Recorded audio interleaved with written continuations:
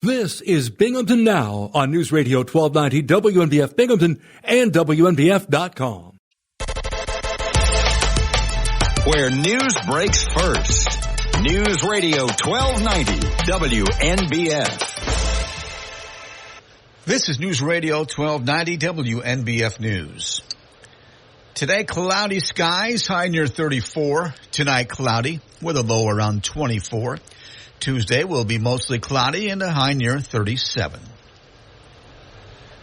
The investigation continues into the death of a man whose body was discovered inside a burning home in Binghamton. Firefighters discovered the body as they worked to extinguish a blaze in the house at 2 Pleasant Street on the city's north side on January 15th. The man's body was found in a first-floor bedroom near the front of the house. Police fire investigators have not revealed a likely cause of the fire. Detective Captain Maury Minor told WNBF News Friday afternoon that there was no indication of any criminal activity in connection with the fire. Police are awaiting the results of further testing to make a positive identification of the man who died. Property records indicate the owners of the fire-damaged house live in Florida. The place had been boarded up before the blaze, and no one was authorized to be inside. Mayor Jared Krams said the city faces challenges dealing with properties following fires. He said typically, if a house is deemed to be 50% or more damaged, it must be demolished. Speaking on WNBF's radio's Binghamton Now program, Krams said there often is no insurance policy on fire-damaged buildings that would cover the cost of tearing them down.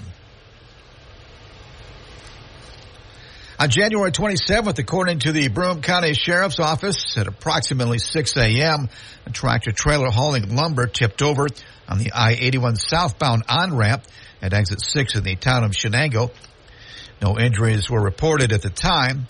The ramp was closed for several hours while cleanup crews cleared the roadway.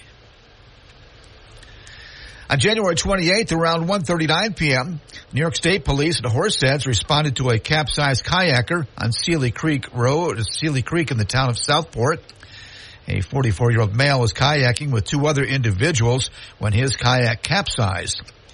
The male was eventually removed from the water and transported by ambulance to the Arnott Ogden Medical Center in Elmira, where he was pronounced deceased. The 2 other individuals were able to make it to shore safely. Equipment and furnishings have been removed from an old Binghamton A&W restaurant that is being converted into a marijuana retail store at 439 Court Street on the east side. New York State Cannabis Control officials decided the site would be appropriate for the new weed shop. Although it's located in a district zoned for a cannabis retail business, some people who live nearby opposed the project. Customers of the marijuana store will be able to use a drive-through lane to obtain their purchases at a pickup window on the back of the building. Despite the objections of some city residents, the Binghamton Planning Commission last month approved a special use permit to clear the way for the shop. Workers recently removed items that remained in the closed restaurant building. Construction work at the site will start soon. Most of the project will involve remodeling to the interior of the former restaurant, although there will be a few exterior modifications. It's expected that the work will be completed within 3 months. The U.S. Justice Department has reached a settlement with the state of New York to resolve a sexual harassment investigation of former Governor Andrew Cuomo. The agreement reached Friday confirms allegations from the misconduct probe that led to the Democrats' resignation and details changes made after Cuomo left office. It also includes more steps the state will take. Cuomo left office in 2021 after a report by Attorney General Letitia James concluded he sexually harassed at least 11 women. The Justice Department said Cuomo subjected at least 13 state employees to a sexually hostile work environment. Cuomo has denied wrongdoing. Pennsylvania Governor Josh Shapiro's administration says he plans next month to propose an overhaul of a state higher education system that's among the worst in the nation in affordability. The administration didn't release many specifics on Friday and says the Democratic governor will give more details in his February 6th budget address. The administration says Shapiro will propose significant aid for state-owned universities, community colleges, and their students. It says the schools should be united under a governance system that improves coordination and limits competition and duplication. After that, Shapiro wants to cut tuition and fees to no more than $1,000 a semester for lower-income Pennsylvania students at state-owned universities. That's a look at news. For updates on local news, weather, sports, and features, open up the WNBF app and online at WNBF.com. This is News Radio 1290 WNBF.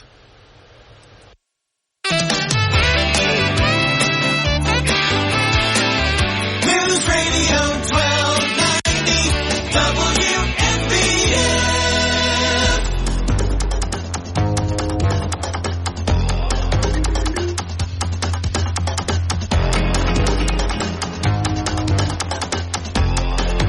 I'm Bob Joseph. This is Binghamton Now for Monday, January 29th, 2024.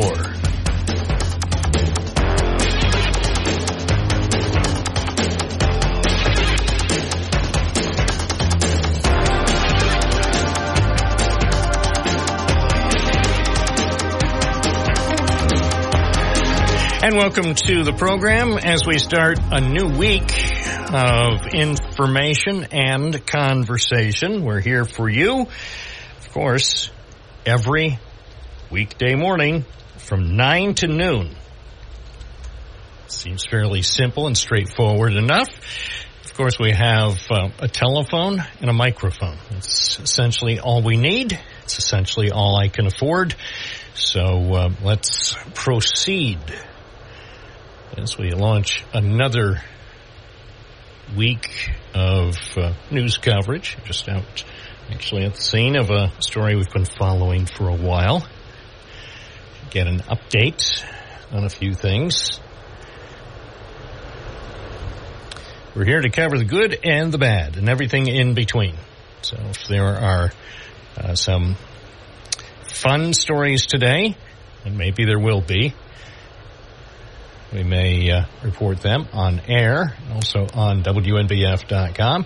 And, of course, if there are some less than fun stories, we still will cover them responsibly, factually, and give you the timely information that you deserve. That's my commitment. Do it to the best of my ability. Hope you had a good weekend. Why don't you start things off by talking about your weekend? I know the Stick to the Issues crowd doesn't really want to hear about your weekend, but I do. So if you did anything of interest since noon on Friday, between noon on Friday and 6 o'clock this morning, why not tell me about it? Tell me about the highlights of your weekend around here in the Binghamton area. As far as the Stick to the Issues crowd, well, you can tune in a little bit later after we talk about our weekend. As far as my weekend, I really don't have much to report. Nothing exceptional. No football games. Now that the Bills are out of it, I'm afraid I've lost whatever interest I had in the process. So the good luck to the NFL with whatever amounts of money they want to make with their whatever they think they're going to be doing over the next couple of weeks. I'm sure they'll be raking in billions of dollars as always, as they should. It's the story of America.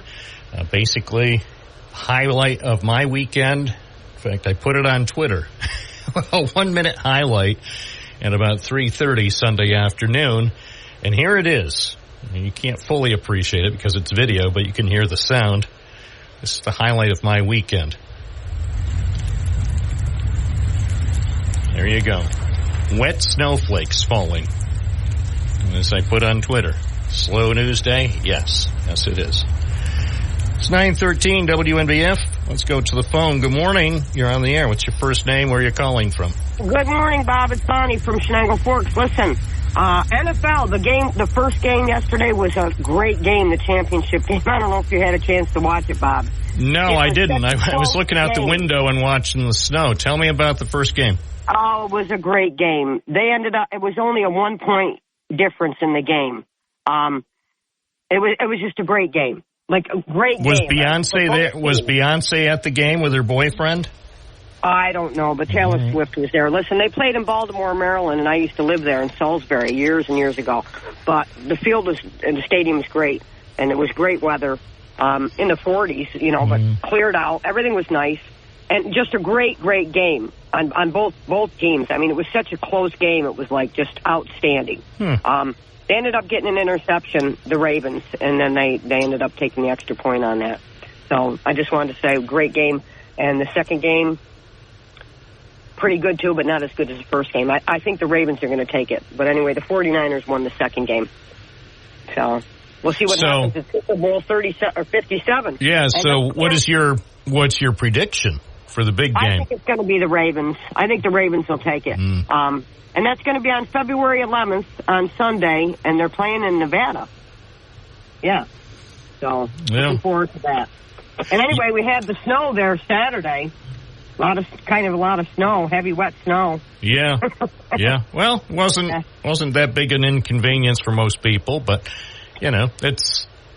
it's January, so we have to expect some appreciate. We've really been privileged so far, Bob, this winter. You know who I miss? I used to watch the NFL a lot when they had Brent Mushberger and Howard Cosell. Remember Howard Cosell? Yes, I do. And Brent Mushberger. Brent was on CBS. Yeah. I think didn't he always say, this is the NFL on CBS? Yes, that was his trademark. And then Howard Cosell, I will not try to imitate Howard Cosell. Yeah, he's great. I like him too. Good guys. Anyway, for all the NFL fans, it's going to be a great Super Bowl. All right. And we're looking forward to that. Anyway, I love football. Always love football. Always encourage the sports for everybody. Absolutely. Anyway, thanks for checking in. Yep. 9:15. WNBF Live with Bob Joseph. There you have the view of one football fan. I'm sure there are many other football fans out there who may have their own thoughts. So what did you think about the games? Again, full disclosure, I did not watch the games yesterday. I'm still getting over the way the Bills snatched defeat from the jaws of victory. And I still think I'm not bitter.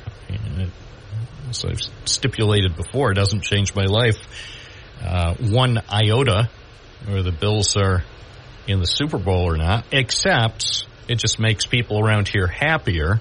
So that's essentially why I was cheering for the Bills. I wanted people around here to be happy and to have something to look forward to in the Super Bowl. So, well. 607-772-1290. This is Wednesday. There, I did it. Yeah, you're right. This is Wednesday. Gee, where did the week go? Time flies when we're having radio. From the Galt Auto Studios, this is WNBF News Radio AM 1290. Also available at 92.1 FM. Reserve your new Toyota at Galt Toyota. First news thing of time. News Radio 1290.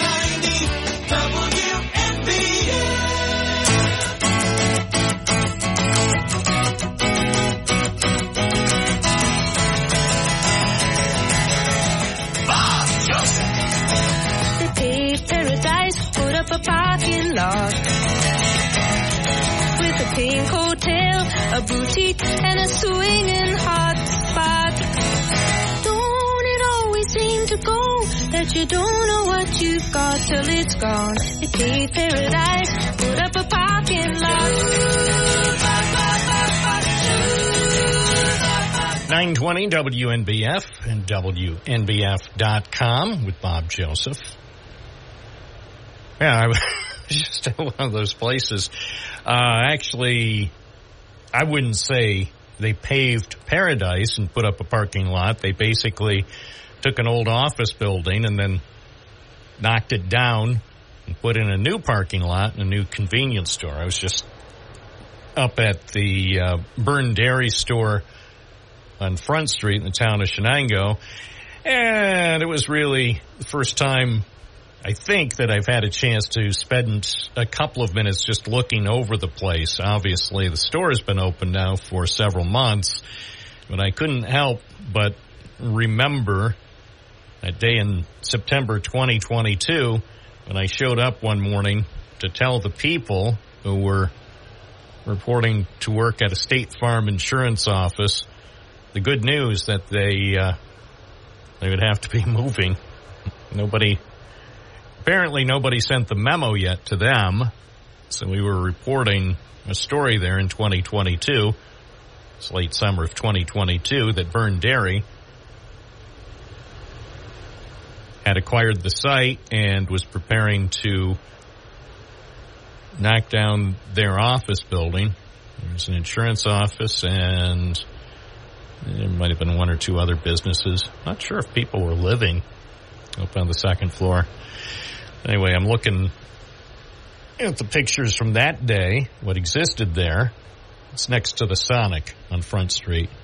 I remember probably about 8:30 in the morning, people were filtering in, or at least one person was. She was reporting to the insurance office, and I said, "Hey, do you know what's going to be happening here?" And she didn't know, so I told her, well, by this time next year, there'll be a convenience store here. And there was. So, but I was just taking a closer look at that site now that the place has been open for a few months. So it's interesting. Transformations. It's one of the things we cover around here. Transformations around the Triple Cities. It seems like something is always happening around here. And some good, some bad. One of the things now being transformed, and depending on your perspective, you may think it's good, or if you live next door, you may think it's bad. But the A&W restaurant, the ill-fated A&W restaurant on Upper Court Street, 439 Upper Court Street on the east side of Binghamton, that is now being converted into a drive-up marijuana shack. So for those who are on the go, don't have time to get out of their car or their pickup truck when they need to acquire their weed, no longer will you have to deal with criminals. You'll be able to get your state-sanctioned marijuana carefully packaged, even with an expiration date.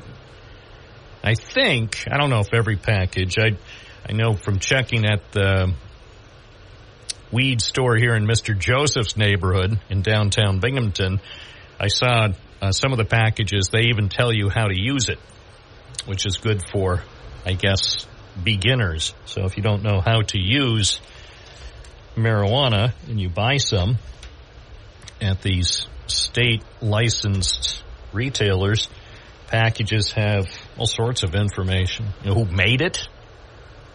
I think percentage of THC. I believe they also are required to have expiration dates. So you know, say if you buy your weed today, you have to use it by a certain date, or I guess you're supposed to turn it in to the weed recycling centers. It'll be the next thing we hear every fall. Weed recycling day. Bring your old weed so we can recycle it. It's 9:25 WNBF. Anyway, if you want to see what's going on at the old A&W restaurant on Court Street. Take a look at our website, WNBF.com. We stopped by and took a look inside, saw the drive-up window. It's nice. Drive-up convenience. We don't know who will be operating that weed shack. It will be up to the state. The company that's doing the work, the construction work, is called AOW Construction from Albany. And the guy who's overseeing the Binghamton project told us that the construction work should be completed within 3 months, and then it'll be up to New York State to determine who will be operating the new marijuana retail outlet on Front Street. Upper Court Street. So if you're in the neighborhood, you might want to watch as they transform.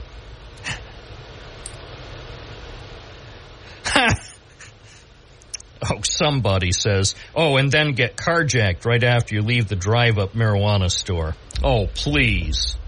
What do you think this is? Syracuse? Rochester? Chicago? This is Parlor City, my friends. There are no carjackings publicly reported here.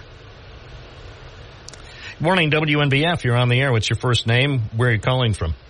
Oh, this is Earl from Coconut Center. Bob, how you doing this morning? I am well. Good morning. Well, Bob, the first caller there, I don't know what game she was watching, but Baltimore lost. Kansas City won 17-7. You know? Oh, really? Kansas City won?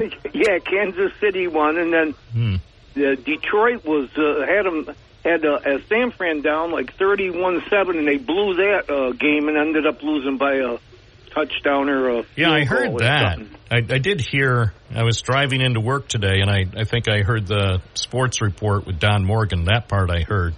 Yeah, so I don't know what channel they were getting out there in the ports. You know what I'm saying?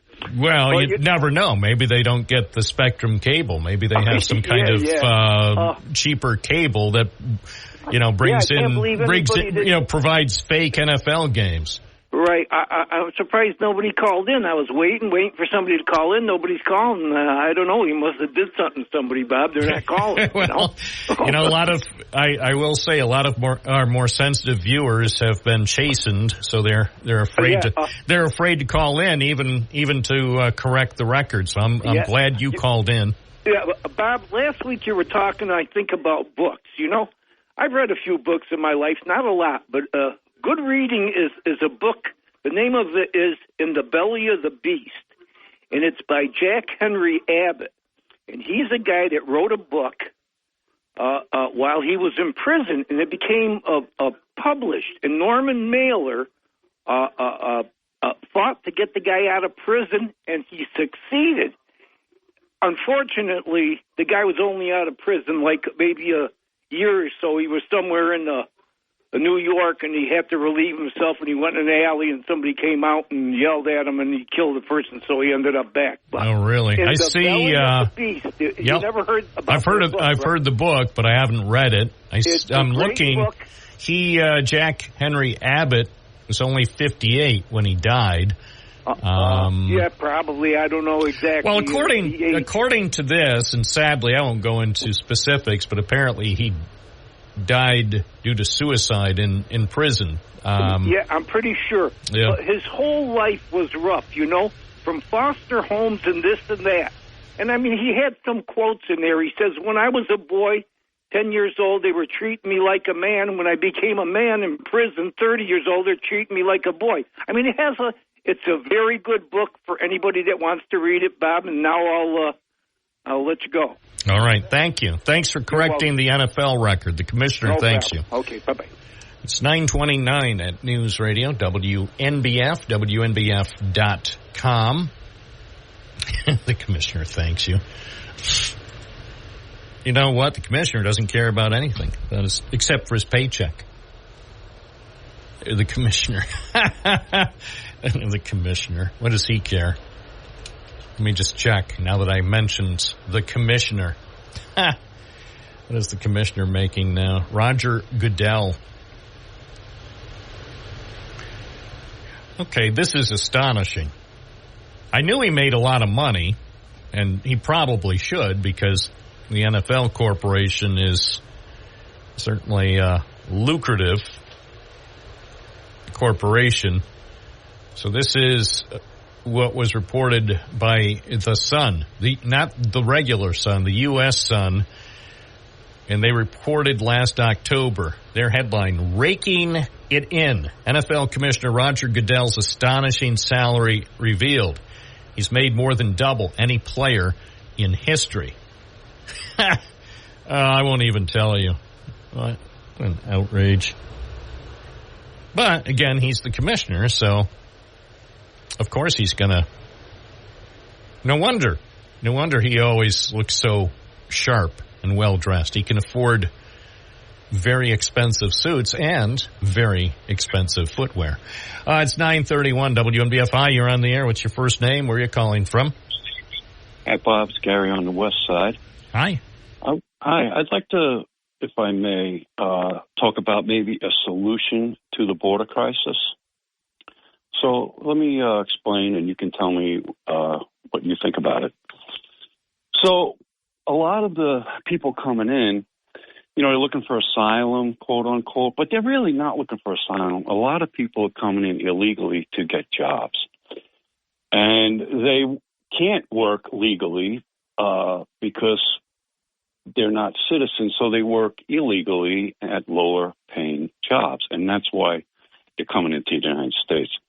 Now, right now, if you're an employer and you hire these people, you ask for some type of identification, and if they give you a Social Security card, they're all faked and stuff like that. So the proposal could be that we get people identification, all people who live in cities that don't have driver's license, that are poor. If we give them identification, then we know who they are, they can vote, do all of that. So when you come in, if you get, the recommendation was that everybody gets identified. And this way, when you're doing the hiring process, you would have an identification with a picture on it. Some people had said that, what's when you cross the border, Bob? What do they call that? That type of pass when you get over there? I don't know what they call it. I don't know. Anytime I cross the border, the guy is always looking at me suspiciously. Yeah, but there's some type of identification that you have. I can't think of it right now. But your passport. Your passport, right? Yeah. Give everybody passport identification, free. This way they have identification. So when you are applying for a job, you have to show this identification. Okay? Right now, if you hire someone illegally and get caught, they just say, well, I had identification, but I don't know who these people are because there's no pictures on them. So if you have identification with pictures and you get caught, well, now you can go to prison for hiring these people. Does that make any sense? Yeah, well, I think it makes sense, but it's not happening this year because Donald Trump doesn't want it resolved. So sorry. Well, it might, because Robert F. Kennedy Jr. would like that resolved. So okay. Well, if RFK Jr. wants it resolved, okay, then it'll happen.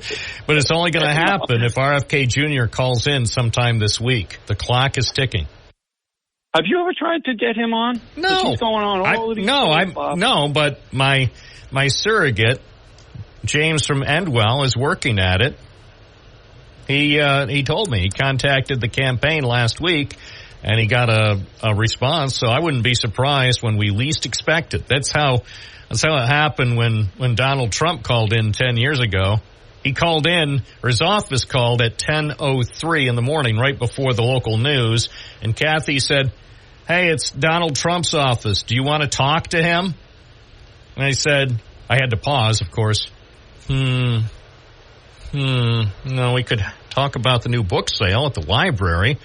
Or, okay, we'll put the book sale at the Court Street Library. We'll put that on hold, and we'll talk to Donald Trump if he wants to call in from his golf course in Florida and let us know how warm it is. So that's how we wound up with Trump on the air. So RFK Jr., who knows? I could get a call during the 10 o'clock news right now. Hi, this is RFK Jr.'s secretary. Would you like to speak with Mr. Kennedy? And I would say absolutely. Well, I think it would be good. But all right. Back to the people coming over illegally. If they have identification, they can't get jobs. If people know that they can't get jobs coming into the United States, they'll stop coming here. All right. I think you're onto something. I appreciate that. Hopefully our congressional leaders are tuned in right now, and representatives of the White House are also listening. I think it's a good idea. I think that could work. Coming up next, a very special segment. A very, very special segment. You'll hear it live only on News Radio WNBF and WNBF.com. To be News Radio 1290 WNBF.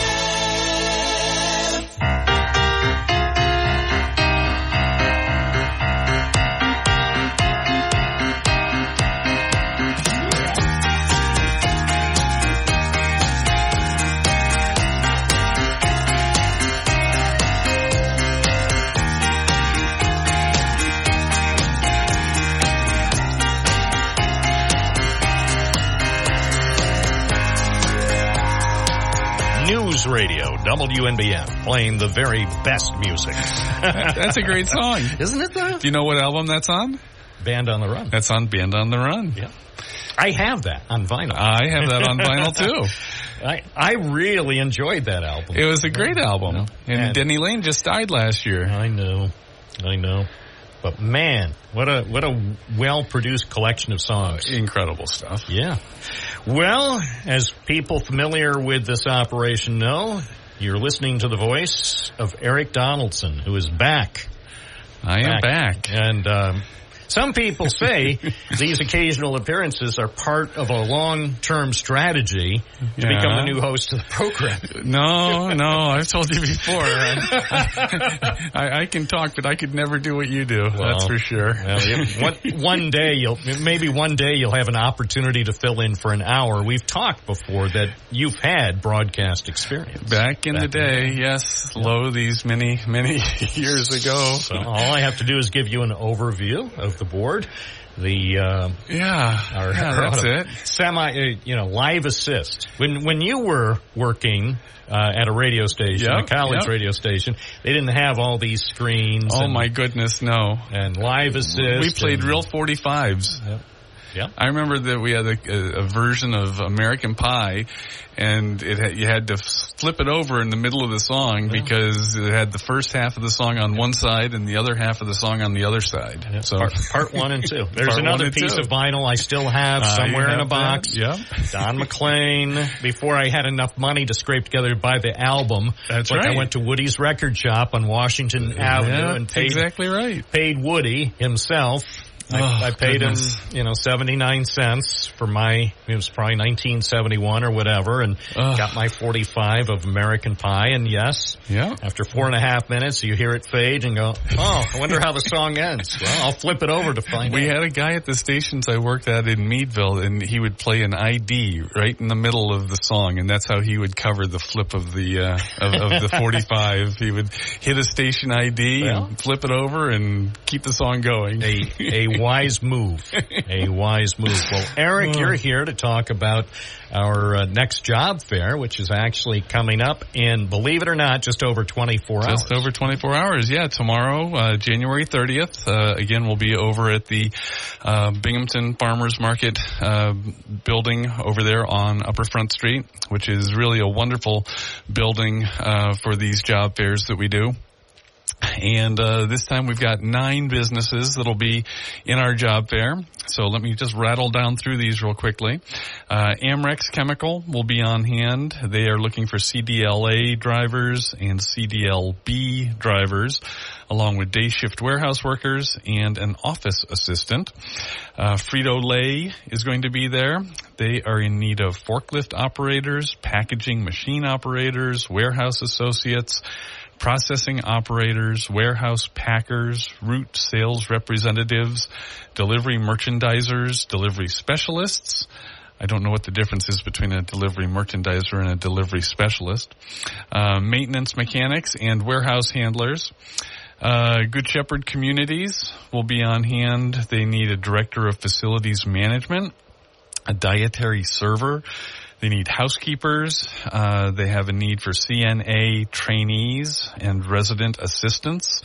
They have home health aid needs, assistant cooks and cooks, unit secretaries, director of purchasing, an activities aide, an LPN, sales and marketing people, security guards, dining services, wait staff, and speech language pathologists, and RNs. The Guthrie Clinic has a whole list of things, and I'm not going to try to go through their entire list, but they have administrative openings. They have openings in their allied health divisions. They have professional opportunities, including management and human resources and accounting. They have service careers, including maintenance, environmental service aides, food service, security, and transporters. And this, they just announced this last week. Guthrie has just announced a new limited time sign-on bonus for select nursing positions at Lourdes Hospital, with a sign-on bonus of up to $50,000. So, it's for anybody in that industry, in that field, it's definitely worth finding out what those opportunities are like. Marabido Energy Products. It needs billing clerks, customer care specialists, recruiters, branch manager for the Ithaca market, CDL Class A and B drivers, service technicians. And in their stores, they're also looking for managers in training, part-time store clerks for all shifts and all locations. The 6th Judicial District is going to be there. We've never had them at our job fairs before, but they are in need of court officer trainees, LAN administrators, senior court analyst, and a chief clerk. United Health Services will be there, and again, they've got a full list of opportunities in a wide variety of business categories, from access care representatives to licensed practical nurses, patient transport aides, special task aides, sterile processing technicians. It's a whole paragraph of opportunities at UHS. And then Willow Run Foods is always looking, again, for CDLA drivers for both Binghamton and Scranton, CDLA driver trainees, a line haul driver, yard jockeys, driver helpers, dispatch and night warehouse people, remedial driver trainees, and truck fueler washers and warehouse maintenance people. In addition to that, Town Square Media will be on hand. We're always looking for outside advertising salespeople and a digital sales lead, as the whole digital side of our sales effort just continues to grow and grow. Sky's the limit. The sky kind of is the limit in that space, that's for sure. Absolutely. Absolutely. That's the future, my friend. That's what they tell me. That's what I've been told. I've heard not just internally, but also out on the street. I've heard from multiple sources that digital, my friend. So, by all means, if you are looking to change careers here at the beginning of the new year, if you're interested in any of these opportunities, we'll be at the Farmers Market building tomorrow from 11 until 2. Bring a resume and have a opportunity to speak with a variety of different businesses. And just for people who are not familiar exactly with the location, it's very close to SUNY Broome. It's on the Applebee's side of Front Street, and you pull in, and it's the building that's sort of around back near the other restaurant, the Cracker. Carroll. It's sort of pretty over close, on that side sort of things. between Applebee's and the Cracker Barrel, or in that vicinity. If you know where Applebee's it's really or the Cracker Barrel. If you think of where the Cornell Cooperative Extension building is, that's the building that's right next door, and so you kind of park behind. Truly, if you pull in and just go 50 feet down that driveway, there's a big building back behind there, and you come in the door on the right-hand side, and that'll bring you right into the job fair. I take it you will be there tomorrow? I will be there. All right. And that's from 11 to 2. From 11 until 2, yep. So if you currently have a job and you want to come out... Bring your resume. Bring your resume, but come out during your lunch hour if you're looking to change careers, or if you find yourself out of work and looking for opportunities. Well, there are lots of opportunities. People are looking for people to work. Excellent. You do so well. I could have just left the studio and said, Eric, why don't you take it till 10? I'm going to go get us coffee. Well, you know what? These job fairs really are kind of a neat part of what we do, because not only do we get to run the commercials for these businesses, but to provide this hands-on opportunity for people. And let's say if you're a healthcare worker, to be able to go into one room and talk with people from Good Shepherd Communities and the Guthrie Clinic and UHS all at the same time, it really is a great opportunity. So, and from everything I'm hearing, not just in terms of healthcare, but so many of the other sectors, people who are running businesses really need good, reliable workers right now. Yeah. So even if you're just entering the job market and you can make it clear that you want to jump on board, that you're willing to learn and you're excited about an opportunity, or if you've got a track record working around here or even elsewhere, say you're returning to the Binghamton area, I'm sure there will be opportunities that will probably jump out at many people. Absolutely. Well, and if you know somebody that's a college senior, say, they might be local or they might be out of town, but you know that they're going to be coming back, by all means, it's a great opportunity, a great time to come and get information on job opportunities for those people. The Town Square Media Job Fair tomorrow from 11 a.m. to 2 p.m. at the Broome County Regional Farmers Market on Front Street. Not far from the roundabout. There you go. Eric Donaldson, always a pleasure. Bob, thanks so much. 9:50. You're listening to Binghamton Now.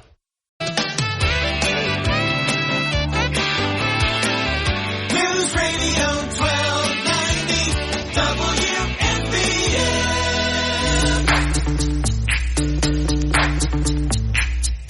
Yo, VIP. Let's kick it. Oh, don't kick it. Oh, I see. It's a football game. Collaborate and listen. I sit back with my brand new invention. All right. Nice, baby. All right. Where are we? Oh, it's 9:52. 8 before the hour. Dave and Vestal. Good morning. Good morning there, Bob. Hey, how many millions of NFL fans out there woke up so disappointed that the Chiefs won, Bob? They have to look at Taylor at the Super Bowl. I was just thinking of pretty much the same thing. I didn't watch. That's one of the reasons I just can't watch. I mean, I had to put up with it with the Bills game, because how else could you watch the Bills game? Because they were playing Kansas City, so I endured it. But I didn't gripe about it. I just gritted my teeth and said, I know what's going to happen. And mercifully, I think CBS showed extreme discretion. Although what was worse was that kid. Who was the kid who was topless in the... Oh, that's... was it his brother? Yeah, he's the center for the Philadelphia Eagles. He just announced his retire. That's Jason Kelce. Well, why didn't they give that kid a shirt? I mean, that should not have been on TV. It was, again... Look, if somebody else had pulled that, in the same box, people would be outraged and the FCC would be investigating. You know, where's the justice? Where's the peace? So, anyway, obviously the NFL has lost complete control of its operation. They've sold their soul over to the networks, and they let the networks do whatever they will to wreck what once was America's game. You know the NFL was pulling for the Chiefs. You know they wanted. Oh, I know.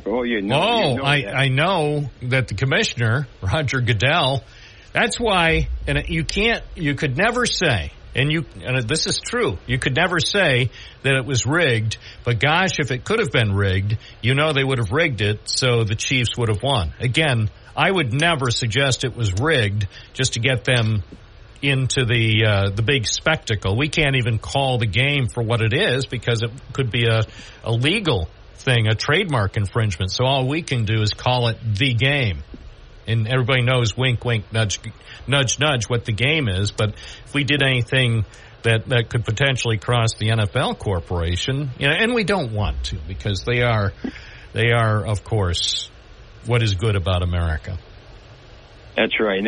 There's no way it was rigged, Bob, because I watched the game, and Pat Mahomes is that good. He is. And that defense held Baltimore down. I mean, they really put a lid on their quarterback who runs all over the field. They did a good job. So it wasn't rigged. It wasn't. They were assisted by the NFL. I'm just saying if we know, well, I shouldn't say we know because that implies I really do know. We suspect that Roger Goodell was happy that Kansas City won. We suspect. Certainly. Oh, yeah. And I'm not saying it's all about the money. No, that's not what the NFL is about. It's about the commercials. Well, Bob, is everything lined up for the Super Bowl as far as performances? You think they'd sneak her in on stage, maybe? Well, they could. They could if CBS wants it. Let me put it this way. If the president of CBS calls up Roger Goodell and says, I know all the performers are set for halftime show and the national anthem, but you know what we were thinking? Could we have like a mini concert between the third and fourth quarters with you-know-who? And my guess is, even though it would be rather awkward, Goodell would make it happen. Oh, sure. Sure, we've never done a concert between the third and fourth quarters before, but you're CBS and you're paying our rights for the big game, so yeah, we'll do it. And who would complain? Except for the players and the fans. Anyway, you could put her on halftime, Bob, and that way we wouldn't have to look at her during the game. No, halftime is already booked. I think Up With People make their triumphant return. Because a lot of people have been asking, NFL, what did you ever do with the Up With People? That's when America was truly great. 9:57, more to come with Bob Joseph on WNBF. This is News Radio 1290 AM, WNBF Binghamton. Now on 92.1 FM, W221 EJ Binghamton. Where news breaks first. News Radio 1290, WNBF. This is News Radio 1290 WNBF News. Today, cloudy skies, high near 34. Tonight, cloudy with a low around 24. Tuesday will be mostly cloudy and a high near 37. The investigation continues into the death of a man whose body was discovered inside a burning home in Binghamton. Firefighters discovered the body as they worked to extinguish a blaze in the house at 2 Pleasant Street on the city's north side on January 15th. The man's body was found in a first-floor bedroom near the front of the house. Police fire investigators have not revealed a likely cause of the fire. Detective Captain Maury Minor told WNBF News Friday afternoon that there was no indication of any criminal activity in connection with the fire. Police are awaiting the results of further testing to make a positive identification of the man who died. Property records indicate the owners of the fire-damaged house live in Florida. The place had been boarded up before the blaze, and no one was authorized to be inside. Mayor Jerry Cram said the city faces challenges dealing with properties following fires. He said typically, if a house is deemed to be 50% or more damaged, it must be demolished. Speaking on WNBF's radio's Binghamton Now program, Graham said there often is no insurance policy on fire-damaged buildings that would cover the cost of tearing them down. On January 27th, according to the Broome County Sheriff's Office, at approximately 6 a.m., a tractor-trailer hauling lumber tipped over on the I-81 southbound on-ramp at exit 6 in the town of Shenango. No injuries were reported at the time. The ramp was closed for several hours while cleanup crews cleared the roadway. On January 28th, around 1:39 p.m., New York State Police at Horseheads responded to a capsized kayaker on Sealy Creek Road, Sealy Creek in the town of Southport. A 44-year-old male was kayaking with two other individuals when his kayak capsized. The male was eventually removed from the water and transported by ambulance to the Arnott Ogden Medical Center in Elmira, where he was pronounced deceased. The two other individuals were able to make it to shore safely. Equipment and furnishings have been removed from an old Binghamton A&W restaurant that is being converted into a marijuana retail store at 439 Court Street on the east side. New York State Cannabis Control officials decided the site would be appropriate for the new weed shop. Although it's located in a district zone for a cannabis retail business, some people who live nearby opposed the project. Customers of the marijuana store will be able to use a drive-through lane to obtain their purchases at a pickup window on the back of the building. Despite the objections of some city residents, the Binghamton Planning Commission last month approved a special use permit to clear the way for the shop. Workers recently removed items that remained in the closed restaurant building. Construction work at the site will start soon. Most of the project will involve remodeling to the interior of the former restaurant, although there will be a few exterior modifications. It's expected that the work will be completed within 3 months. The U.S. Justice Department has reached a settlement with the state of New York to resolve a sexual harassment investigation of former Governor Andrew Cuomo. The agreement reached Friday confirms allegations from the misconduct probe that led to the Democrats' resignation and details changes made after Cuomo left office. It also includes more steps the state will take. Cuomo left office in 2021 after a report by Attorney General Letitia James concluded he sexually harassed at least 11 women. The Justice Department said Cuomo subjected at least 13 state employees to a sexually hostile work environment. Cuomo has denied wrongdoing. Pennsylvania Governor Josh Shapiro's administration says he plans next month to propose an overhaul of a state higher education system that's among the worst in the nation in affordability.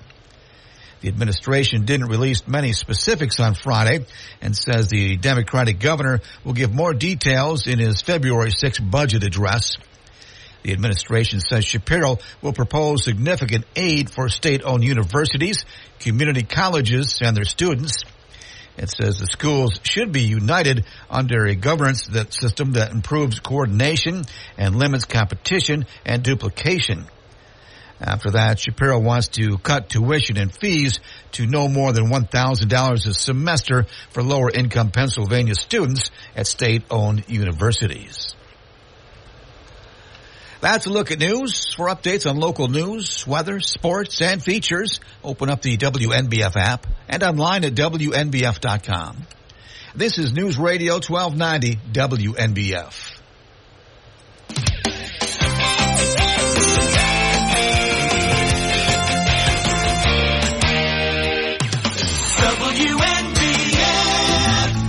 Bob Joseph with you on a Monday morning, listening to Binghamton Now on News Radio WNBF. Over bridge of sight, to rest my eyes in shades of green, under dreaming spires, to Ichiku Park, that's where I've been. What did you do there? I got high. What did you feel there? Well, I cried. Why the tears there? Tell you why.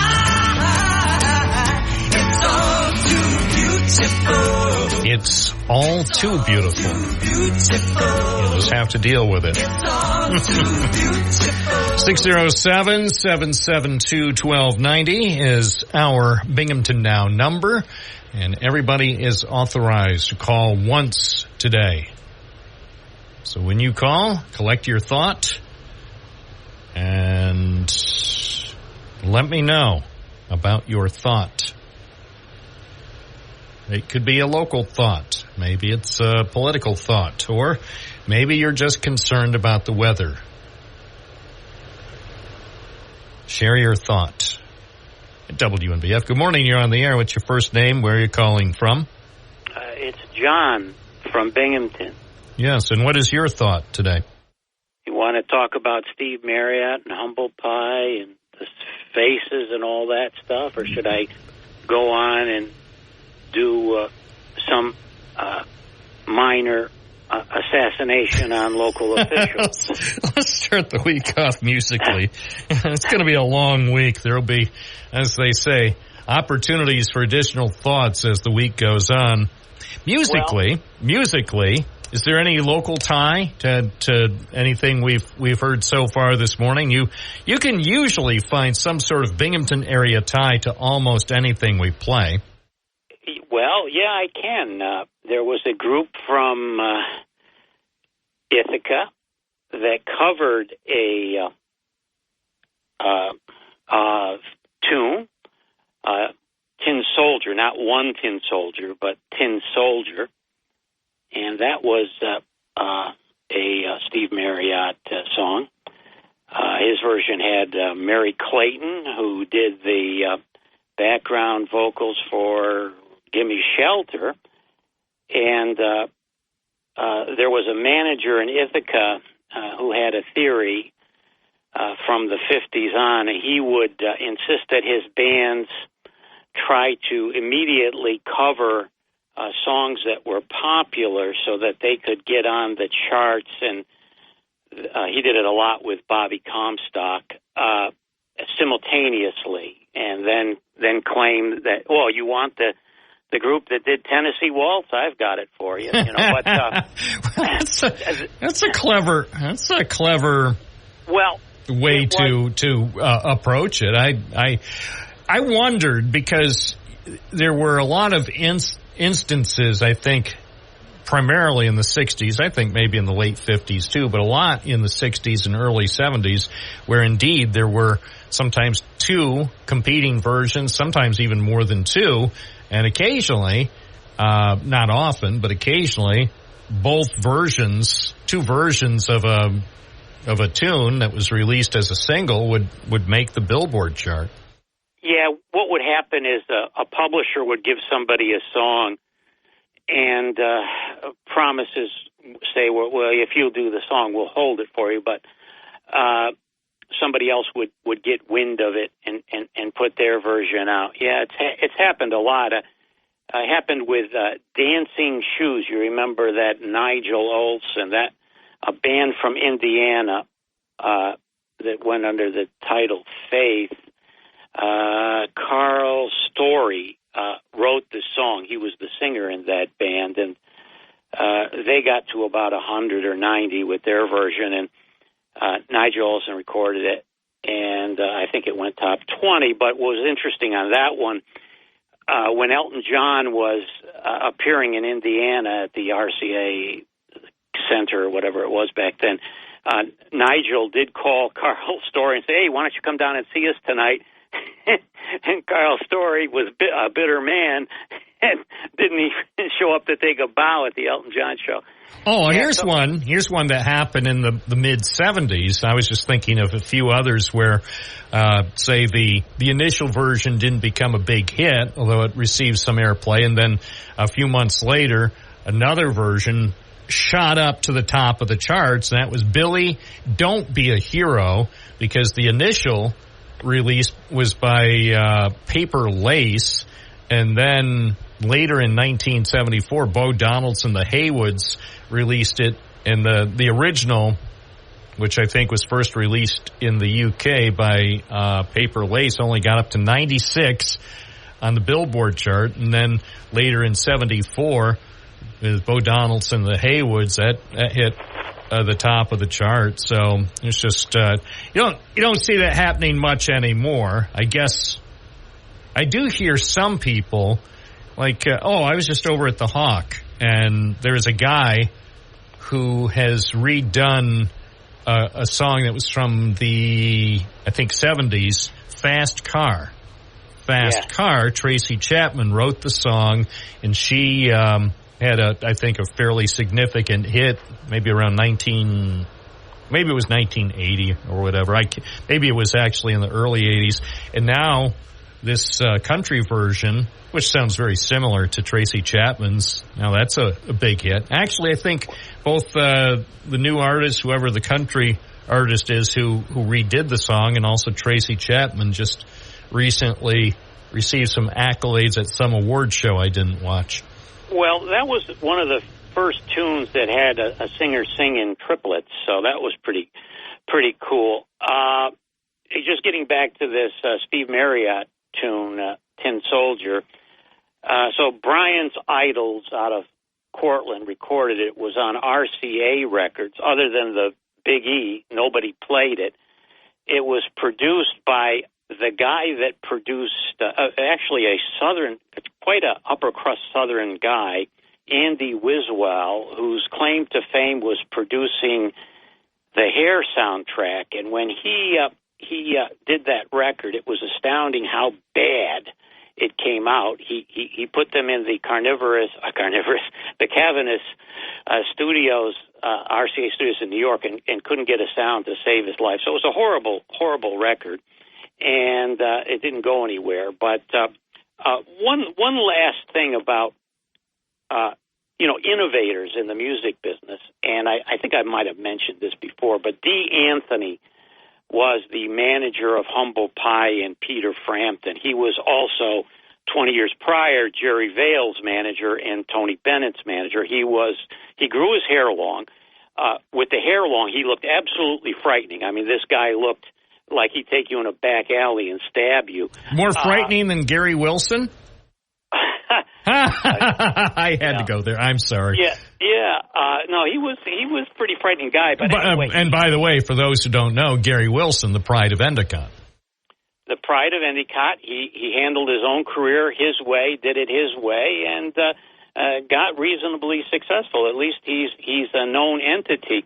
But Dee Anthony, the music business was a problematic business, and there are people that can see a way forward. And Dee Anthony essentially said it was a waste of time to take these groups into the studio, because they would run up a big bill and you would have nothing at the end of it but a big studio bill, no hits, no nothing. So he more or less pioneered the live album, which of course, if you got a 16-track audio recording truck, it would cost you a couple of $1,000s to record a few concerts.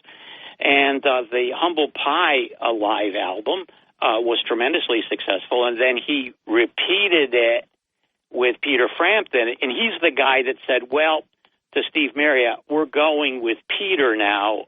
You're on the back burner. And then Steve Marriott, who was a soccer player, tough guy, son of a steel worker, went to the Ravenite Social Club to talk about it with the people that ran the Ravenite Social Club, and the answer was, we're going with Peter. Yeah, as they say in the town of Union, that conversation didn't end well. By the way, I love making gratuitous references to Woody's records. Do you recall that Woody's Records actually had a shop right here in downtown Binghamton for a short time? I do. And I at the time, it was interesting because at the time there were no, and this is, there were no retail. The problem with Binghamton in business, you couldn't find a store, there was no stores available. So that location did pop up and Woody, did go in there. Unfortunately, Weeks and Dickinson, I think, was still selling records. And they had listening booths. They would actually let you open up they had open records, and if you wanted to buy it, you could hear it. They had 3 turntables and headphones there. So, he wasn't there for a long time. But the interesting thing about Woody's Record Shop, and this is before the Beatles, they would rent you the top 40 for a record hop for $5. So really? Yes. I never heard. I mean, that's a clever merchandising or a concept, a service that makes sense. I had not heard of that. Yeah. So if you wanted to have a high school hop, you'd go to Woody's, lay the $5 on him. He'd give you 40 records, and you better bring them back. Oh my gosh! By the way, the only way I knew that there was a Woody's Record Shop in downtown Binghamton was looking through some of the old newspaper archives and coming across a newspaper ad. And most people would be surprised. Well, first, most are surprised that there was a Woody's in downtown Binghamton for a short time, but it was located right next to Hamlin's Drugstore. Yep. Also better known as the CVS store that closed a few years ago and over at 34 Court Street. Woody's was at 40 Court Street. So that's when, dare I say, that's when downtown Binghamton was alive with the sound of music. Well, the interesting thing, Woody's had an extensive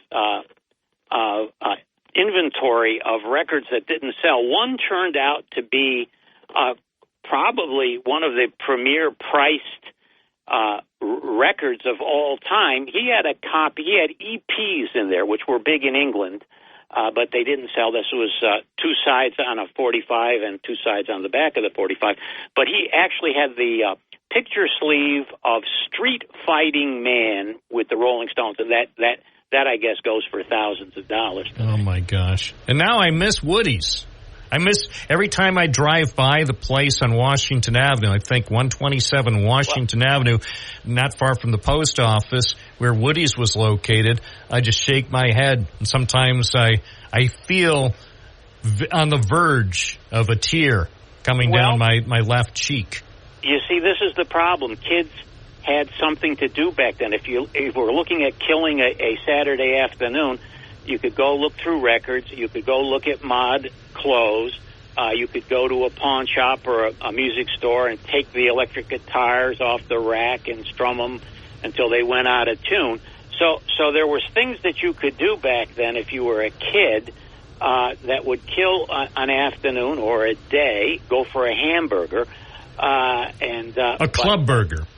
Yeah, those days are gone, and it's sad because the socialization process has been hurt immensely, particularly between boyfriend and girlfriend. And we all know this is the key to the continuation of society as we know it. Yeah. Anyway, thank you for the memories. Yeah. Stay tuned later in the week as the topics obviously may be adjusted.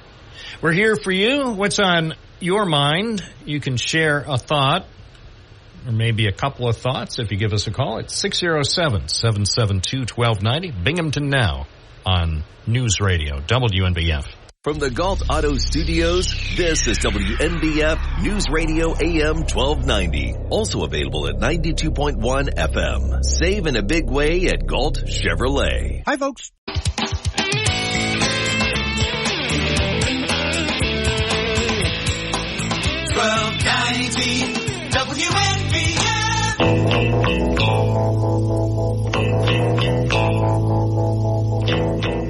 Goodbye to you, my trusted friend. We've known each other since we were 9 or 10. Together we've climbed hills and trees, learned of love and ABC, skinned our hearts and skinned our knees. Goodbye, my friend, it's hard to die when all the birds are singing in the sky. Now that the spring is in the air, pretty girls are everywhere. Think of me and I'll be there. We had joy, we had fun, we had seasons in the sun. Saluting the best of the 70s. We're just seasons out of time.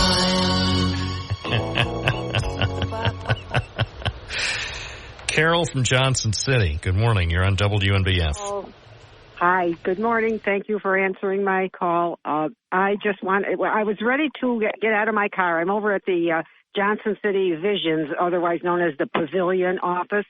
And what stopped me was John came on, and so I could not leave my car because I have to hang on every word he says. And I hope he's still listening because I want him to feel complimented because I'm doing it with seriousness. I love to listen to all the things that he has to say. Anyway, about the duplication, back in 50, I'm not sure, when Elvis Presley, when he was on the Dorsey Brothers, so that was about 1956. So I'm not sure when he came out with Blue Suede Shoes, shortly after. You know, I don't have the internet. Carl Perkins and Elvis Presley both did Blue Suede Shoes. And as a crazy about rock and roll teenager, I drove myself nuts listening, like, do I like this one better? Do I like that one better? And I never did buy the Carl Perkins one, but I did have the Elvis Presley one. But I think that was about 57, 58. I'm not sure how long he had been famous before he recorded that. That was one of his early songs, though. Are you looking it up by any chance? No, I was going to, and then I thought, I don't want to bore people with all the information. Well, that's you'd be doing me a small favor because I'm just really curious as to when it was because I still remember seeing. What year do you think it was? 57, 58. It depends on. Maybe it was even 56 because the first time I ever saw it, the first time people 56. think he was on the Ed Sullivan Show. According to the internet, 56. Okay, people think Ed Sullivan Show was the first show he was ever on. Well, it wasn't. It was the Dorsey Brothers who would fill in for Jackie Gleason on The Honeymooners. Every now and then they would have a variety show when Jackie Gleason needed some time off. And I was so disappointed because I got home early so that I could watch The Honeymooners, and lo and behold, it's the Dorsey Brothers. And then when Elvis Presley came on, I'm telling you, it was like a bolt of lightning. He sang Heartbreak Hotel, which was, I Was the One. I Was the One he sang first. That was the flip side of the hit Heartbreak Hotel. By the way, let's clarify. When I said 56, that's the Elvis version. Carl Perkins, according to the internet, recorded his version on December 19th, 1955, and it was released the following month. So Carl Perkins started it off. Did it first. Yeah. Interesting. Yeah, and he wrote very it. Good, and very good. Then Elvi. Oh, he did? That's interesting. Yeah, he wrote it, and then Elvi came out with it. So this is interesting in terms of how close together they were recorded. Carl Perkins, according to the internet, recorded his version of Blue Suede Shoes on December 19th, 1955, and Elvis recorded it about 6 weeks later. And his was not released, though, till September of 56. And his was shorter. Oh. The interesting thing to me, as a former disc jockey, the Elvis version came in at under 2 minutes. And I got to tell you, as a disc jockey, songs under 2 minutes were not things I enjoy. It was great for listeners, great for radio stations who could say... You got to run down the hall fast and back. Yeah, you have to be really fast. You have to plan. You have to plan your activities to the second. So Elvis had a 1-minute 58-second song, and the version by Carl Perkins was not much longer, but 16 seconds longer. So, well, I also have a comment to make about all the hit songs and things, famous people on radio that nobody knew what they looked like. They became number one hits purely based on their talent, not because they're exposing their body, going into gyrations, having like a 20-team dancers in the background, for whatever reason, build up your popularity, I guess. But that was like the good old days. I mean, nobody knew what Buddy Holly or I can't think of his name. He died. Jeez, I can't think of it. I had it in my head when I started to call you, and now I can't remember. Nuts. Yeah, imagine Imagine how successful Ms. Swift would be if nobody knew what she looked like. That's exactly what I mean. Yeah. Like Bill Haley and the Comets. Their music was great. Yeah. And I always say this. Whenever I hear any place a saxophone, I always say rock and roll would have been nothing without a saxophone in the 50s. Yeah, bring back the saxophone. I want to hear more sax and less cowbell in my songs. Thank you. That's Carol in Johnson City. Andy in Vestal, good morning. You're on the air. Good morning, Bob. Hey, I just wanted to share with you. I don't know if you heard on Friday night's news. I was watching WIBT. There was a lead story on Maria Sexton saving the day of possible collision on Vestal Parkway. I don't know if you saw it or not. No, but I'm familiar with the story. I'm intimately familiar with the story. Oh, okay. All right. So what are your thoughts? I mean, I know not everyone is greeting what she did with enthusiasm, but the bottom line is, I'll read from Jim Emke's story for people who may not have seen it. This is from the story that News Channel 34 aired on, of course, now that I'm punching it up, hold on. And we ought to buy a good computer. Hold on. That's just parenthetical. That's off the record. That's neither here nor there. But wouldn't it be nice if when I pushed a button... I believe it was Friday. Oh, I'm looking at the story. It's just, if we had one of those... Or maybe it's not the computer. Maybe we ought to buy the high-speed internet. Hold on. Because I'm desperately... Oh, I see what I'm doing. Hold on. It's my fault. Operator error. Has nothing to do with the computer. Has nothing to do with the computer or with the internet. It has everything to do with the guy who doesn't know how to operate a website. Hold on. Because I read the story. I just wanted to give people the... Hold on. I know how to do it. Where's my sledgehammer? Hold on.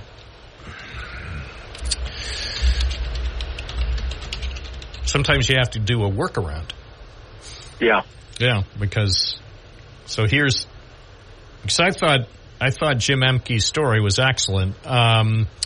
So this is from BinghamtonHomepage.com. The headline is, Vestal Supervisor Maria Sexton conducts traffic stop on wrong-way driver. Says she's being praised by some as a hero for intervening to aid a wrong-way driver, while others accuse her of illegally impersonating a police officer. Says she was driving... Who are the others besides Stephen Donnelly? I don't know. I'm just don't interrupt me. I'm trying to read Jim's story. I mean, he crafted every word here with precision. Now I'm not going to read verbatim, but it says, while she was on the Parkway Wednesday on her way to work, she told News Channel 34 she saw a vehicle turn out of a driveway and start going the wrong way, which is never good. So Sexton, who, by the way, had spent quite a few years with NYPD, that's a well-known law enforcement organization downstate, she said her law enforcement instincts jumped into action and she went to the next intersection and used her town-issued vehicle to block traffic. And so ultimately, everything was okay. There was no collision. The person who was driving the vehicle realized her mistake, stopped and turned around. So it looks like for the most part, seems like tragedy was averted. Well, just think of it this way: how about the people in August of 2022 who did right? The person was pulling up on Plaza Drive, making a left. A man and his wife were killed. I know the crash, and sadly, but she wasn't a supervisor back then. No, but it was a terrible crash. Yes, it was. And So I think I don't know what's bad about what she did. I don't think there's anything bad what she did. Probably saved lives. The crash in August 2022, a husband and wife from Johnson City were killed because of a wrong way driver, and apparently there were no town supervisors or town board members or Vestal Police who saw the guy who was driving the wrong way near the Fox 40 TV station, and then the vehicles collided. And I know it was terrible. And one of the people who died, he was a regular listener. He was a regular listener of this program. He called on occasion to the program. So, we miss him. And so let me see. That crash involved Chevrolet Equinox. Was traveling eastbound in the westbound lanes when it slammed into a Nissan sedan that was traveling westbound. And so the husband and wife from Johnson City were killed. And the guy who was driving the car, a Binghamton man, he had non-life-threatening injuries. I don't know, did we ever find out what happened to him? I don't know. I assume he's. Well, obviously, that seems to be the case a lot in what I've seen a lot of times, where. But I'm not, and I have no idea what the condition of the driver was. I think it was probably obviously driver error. On that, I have no idea. But anyway, all I'm trying to point out is I don't know why anyone would think she did something horrible. For doing what she did. Well, so there was no tragedy. I mean, maybe, I don't know.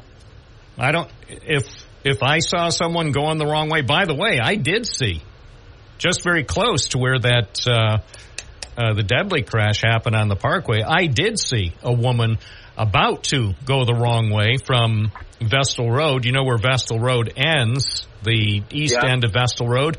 And you're not supposed to, there are signs there that say wrong way and do not enter. And I was there doing a story, actually secretly. I was taking pictures of Fox 40 across the highway.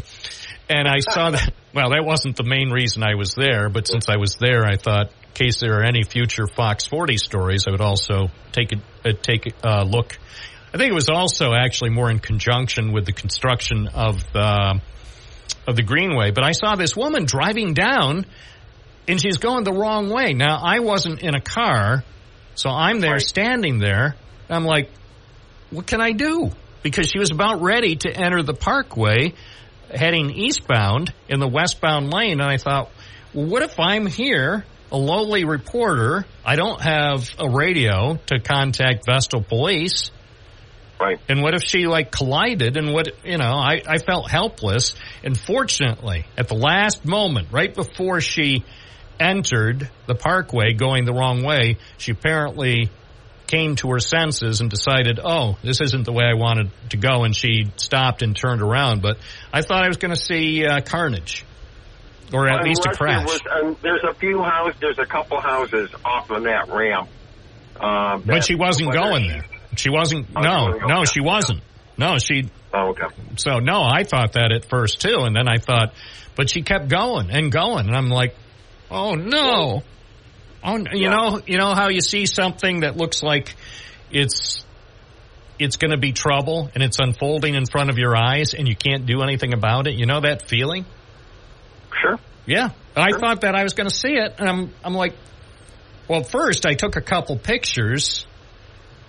But I didn't, even if I called, there are two things I could have done. Was called 911, which would go to the communications center, and that still, it takes, by the time you explain. By the time it's a done deal. Yeah, by the time I explained what the situation was, and they dispatched a car, even assuming a Vestal police car was nearby, she would have crashed into someone.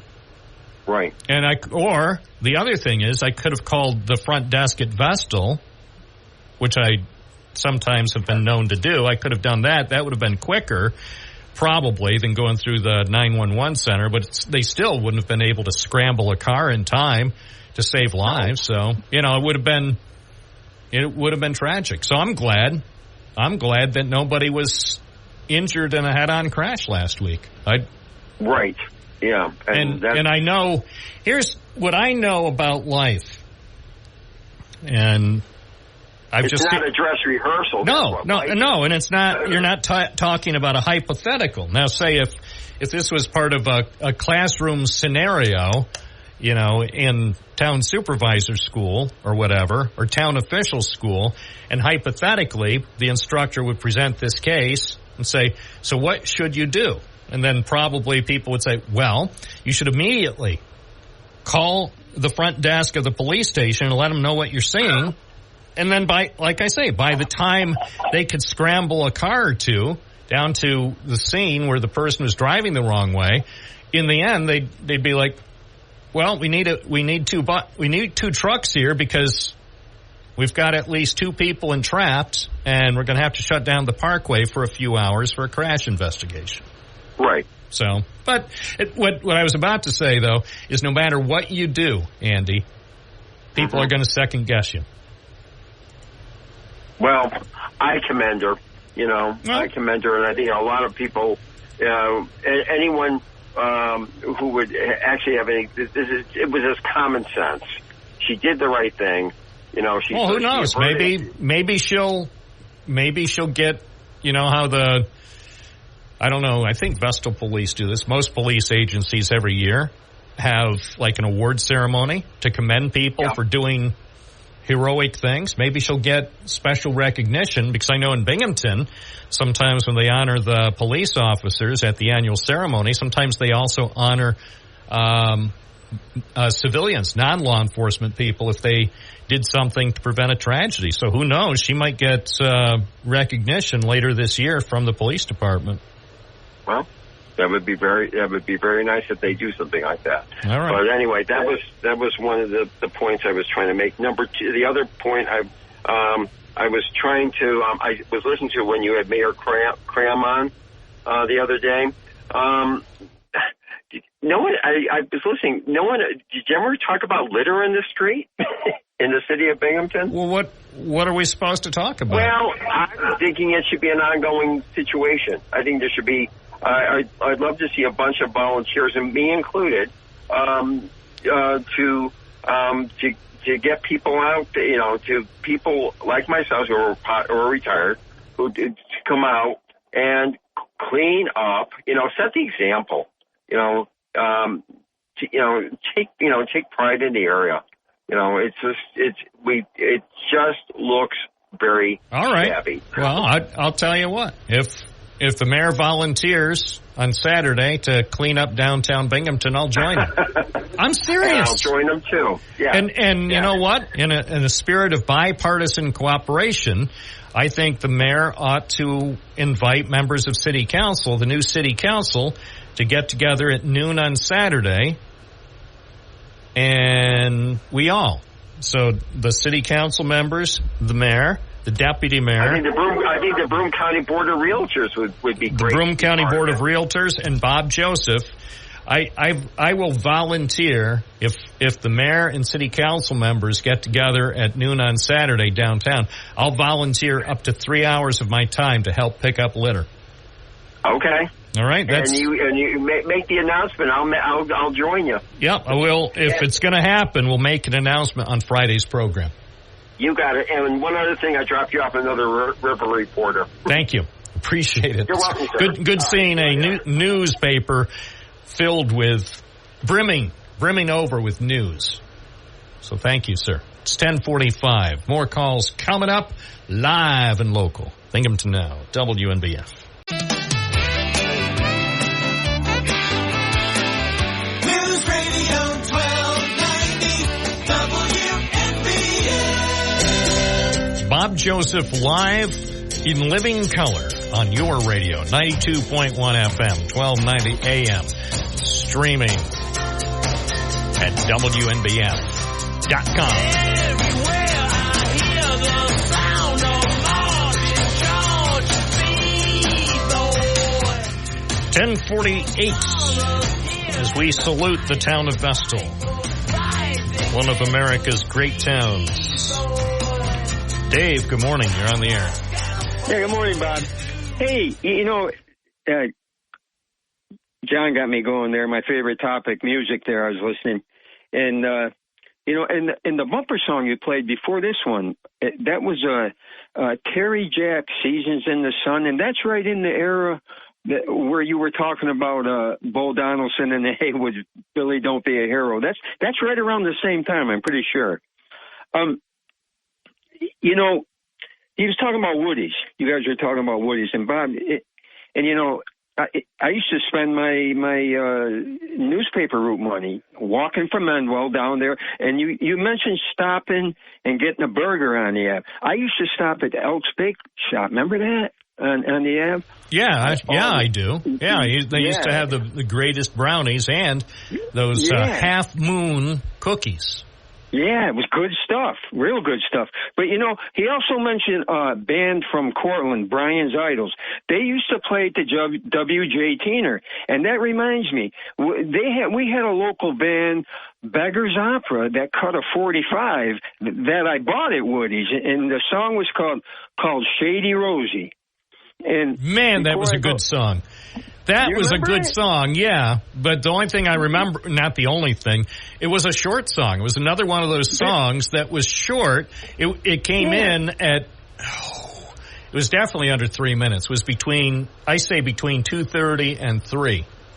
Yeah, in my opinion. It was short. Yeah, but I still have it. It's mint. I mean, I got a lot of stuff. But anyways, real quick trivia question for you. And John brought up Humble Pie, who I loved back then. And, you know, when Peter Frampton left that group, Bob, who did they go out and try to recruit to take his place? Lead guitar player. You probably won't know. Let me give you a quick hint. They tried to take him away from the James Gang. Oh, I have no idea. Oh, yeah, you do. Well, he's now in the Eagles. He's now in the Eagles. I'm drawing a blank. For a long time. Oh. His name is Joseph Walsh. All right. I was going to blurt it out, and I thought, well, my face would be red if, or at least Shady Rosie, my face would be if I got it wrong. By the way, Shady Rosie, according to WENE Radio, was the number 31 song in 1971. Tier toppers.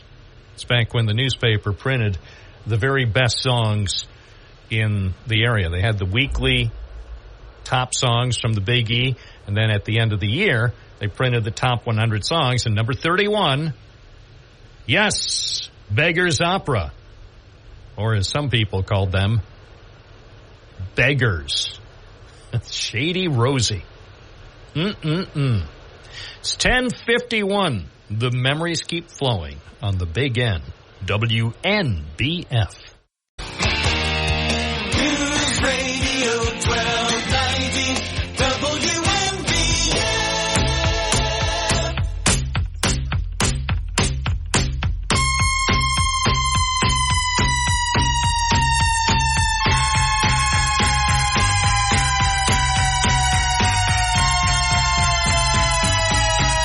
Bob Joseph, Daddy was a cop on the east side of Chicago.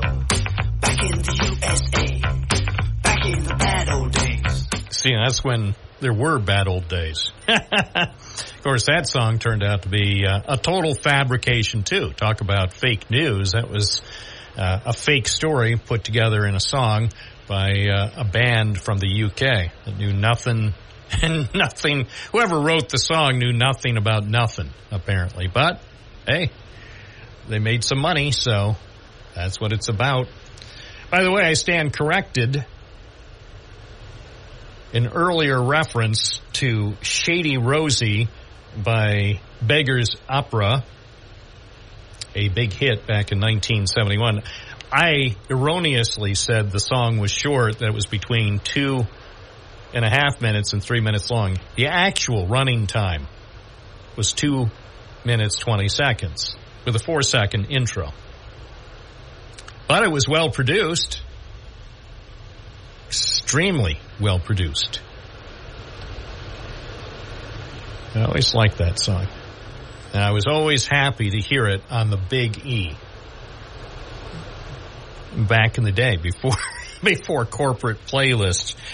You didn't have to run that song in front of a focus group to know it was a good song. It was appropriate for the early 70s.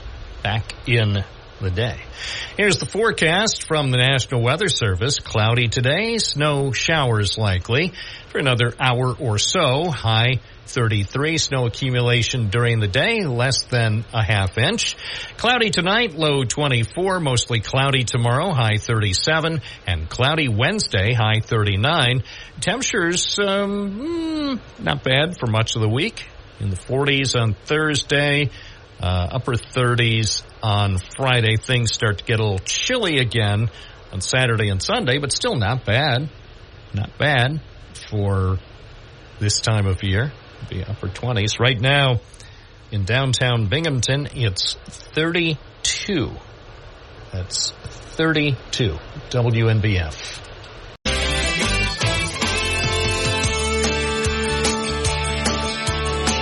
Bob Joseph with you live on Binghamton Now on a Monday morning. WNBF Binghamton. More calls coming up, so don't touch that dial. WNBF Binghamton. Where news breaks first. News Radio 1290 WNBF. This is News Radio 1290 WNBF News. Today, cloudy skies, high near 34. Tonight, cloudy with a low around 24. Tuesday will be mostly cloudy and a high near 37. The investigation continues into the death of a man whose body was discovered inside a burning home in Binghamton.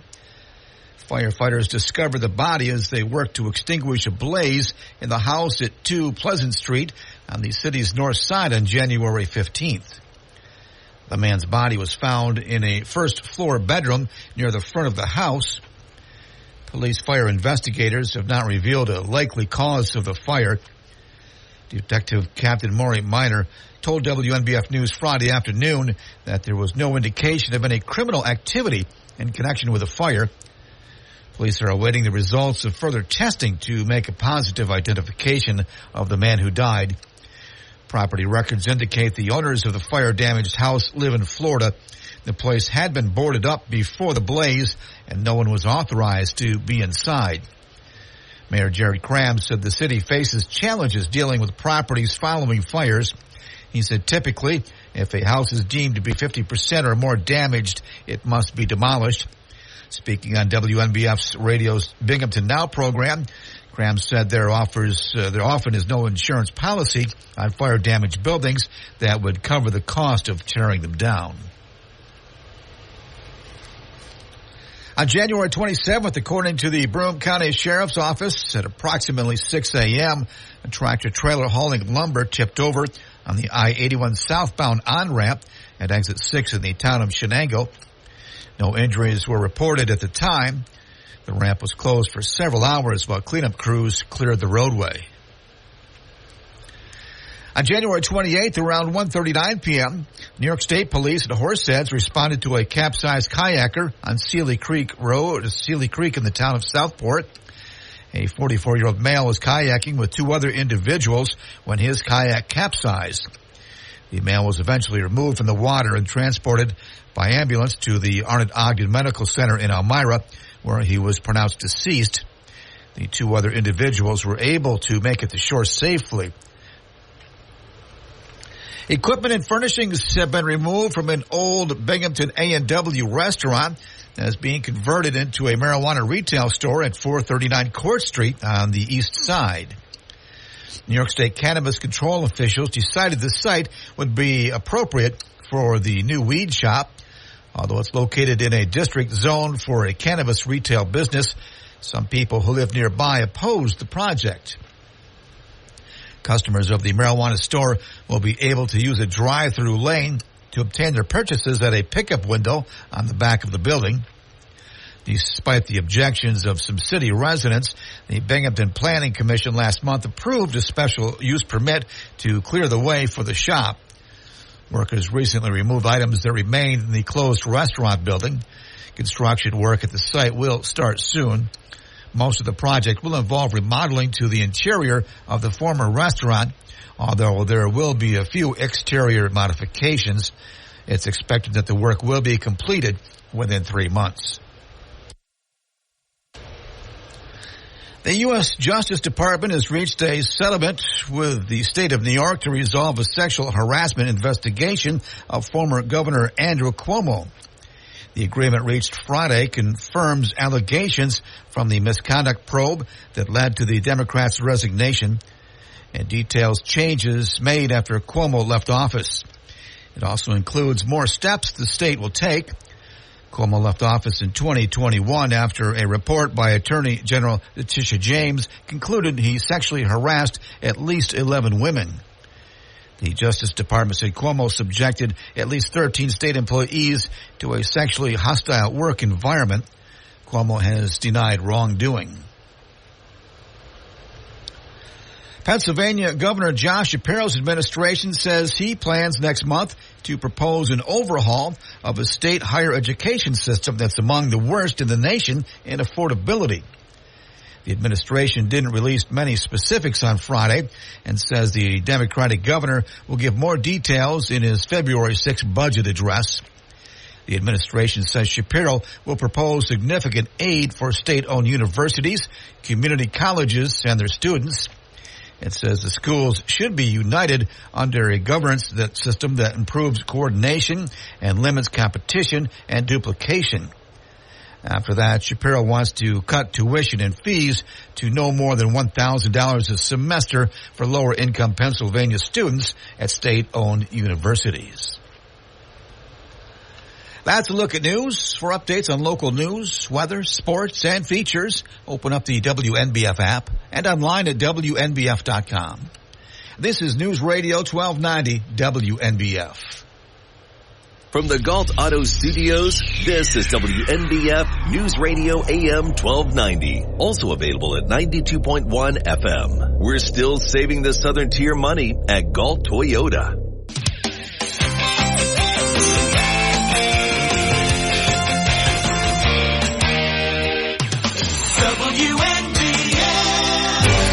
Bob Joseph with you. You're listening to the Monday edition of Binghamton Now on WNBF.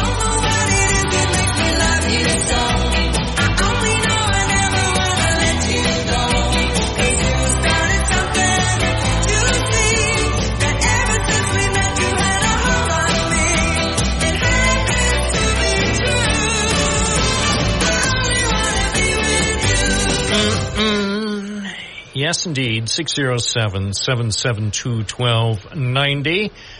The wacky weeds. The wacky weeds. More and more stories about cannabis.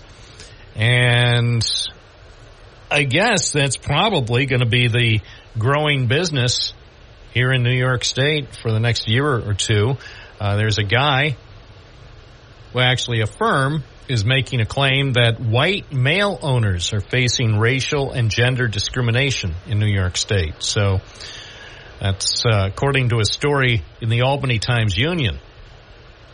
An Onondaga County company filed a lawsuit in federal court claiming its operators have been discriminated against for being white males. So it's always something. Let's take a call, shall we? Good morning, WNBF. You're on the air. What's your first name? Where are you calling from? I'm Beverly number 2 from the town of Dickinson. Good morning. Good morning. I wanted to talk to you about, do you remember when stereo came to be? And when you couldn't buy a record to play on your stereo machine, it had to be a special record? Years ago, probably late 50s, early 60s, my boyfriend, husband-to-be, brought me a Victrola. You could only play stereo on it. So you had to get a special record just for stereo. And the first record I had is Eydie Gormé, In Love. And then a record came with the stereo machine, Demonstrations, Stereophonic Total Sound. Remember such stuff? No, I don't.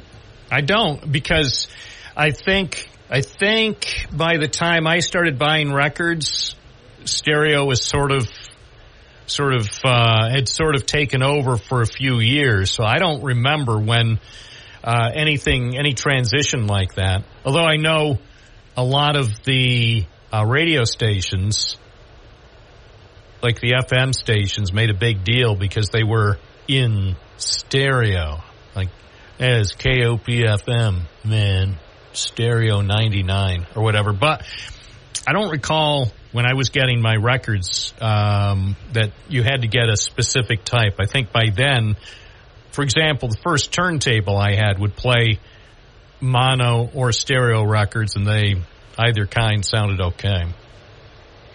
Yep. In fact, the machine had to have a special needle. You couldn't buy one of those needles that you did on your old Victrola. You had to buy a special needle to play on your stereo machine.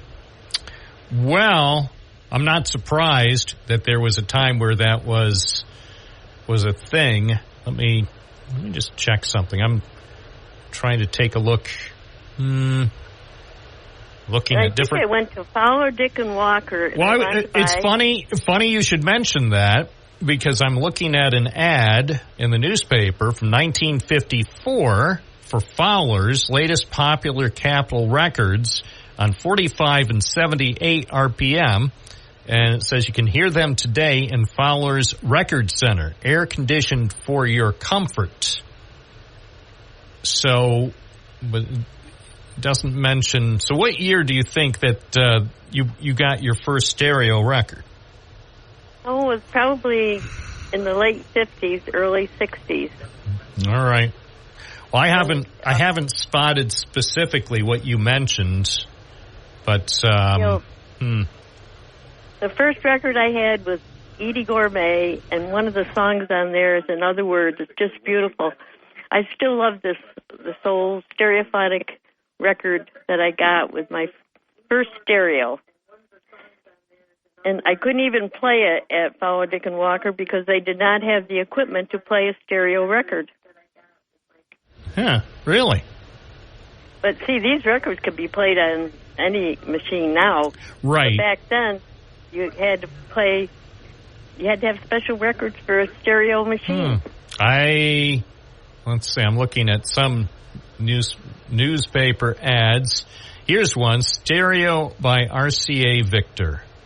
Yep, that's what mine is. Yep. Stereo by RCA Victor. The Mark 7, handsome consolette with 3 speakers, new living stereo pickup, stereo orthophonic hi-fi Victrola, play stereo records and all others.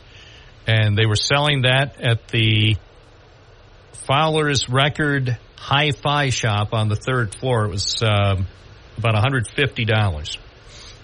Yep, that was what I had. Yep, and that was 1958.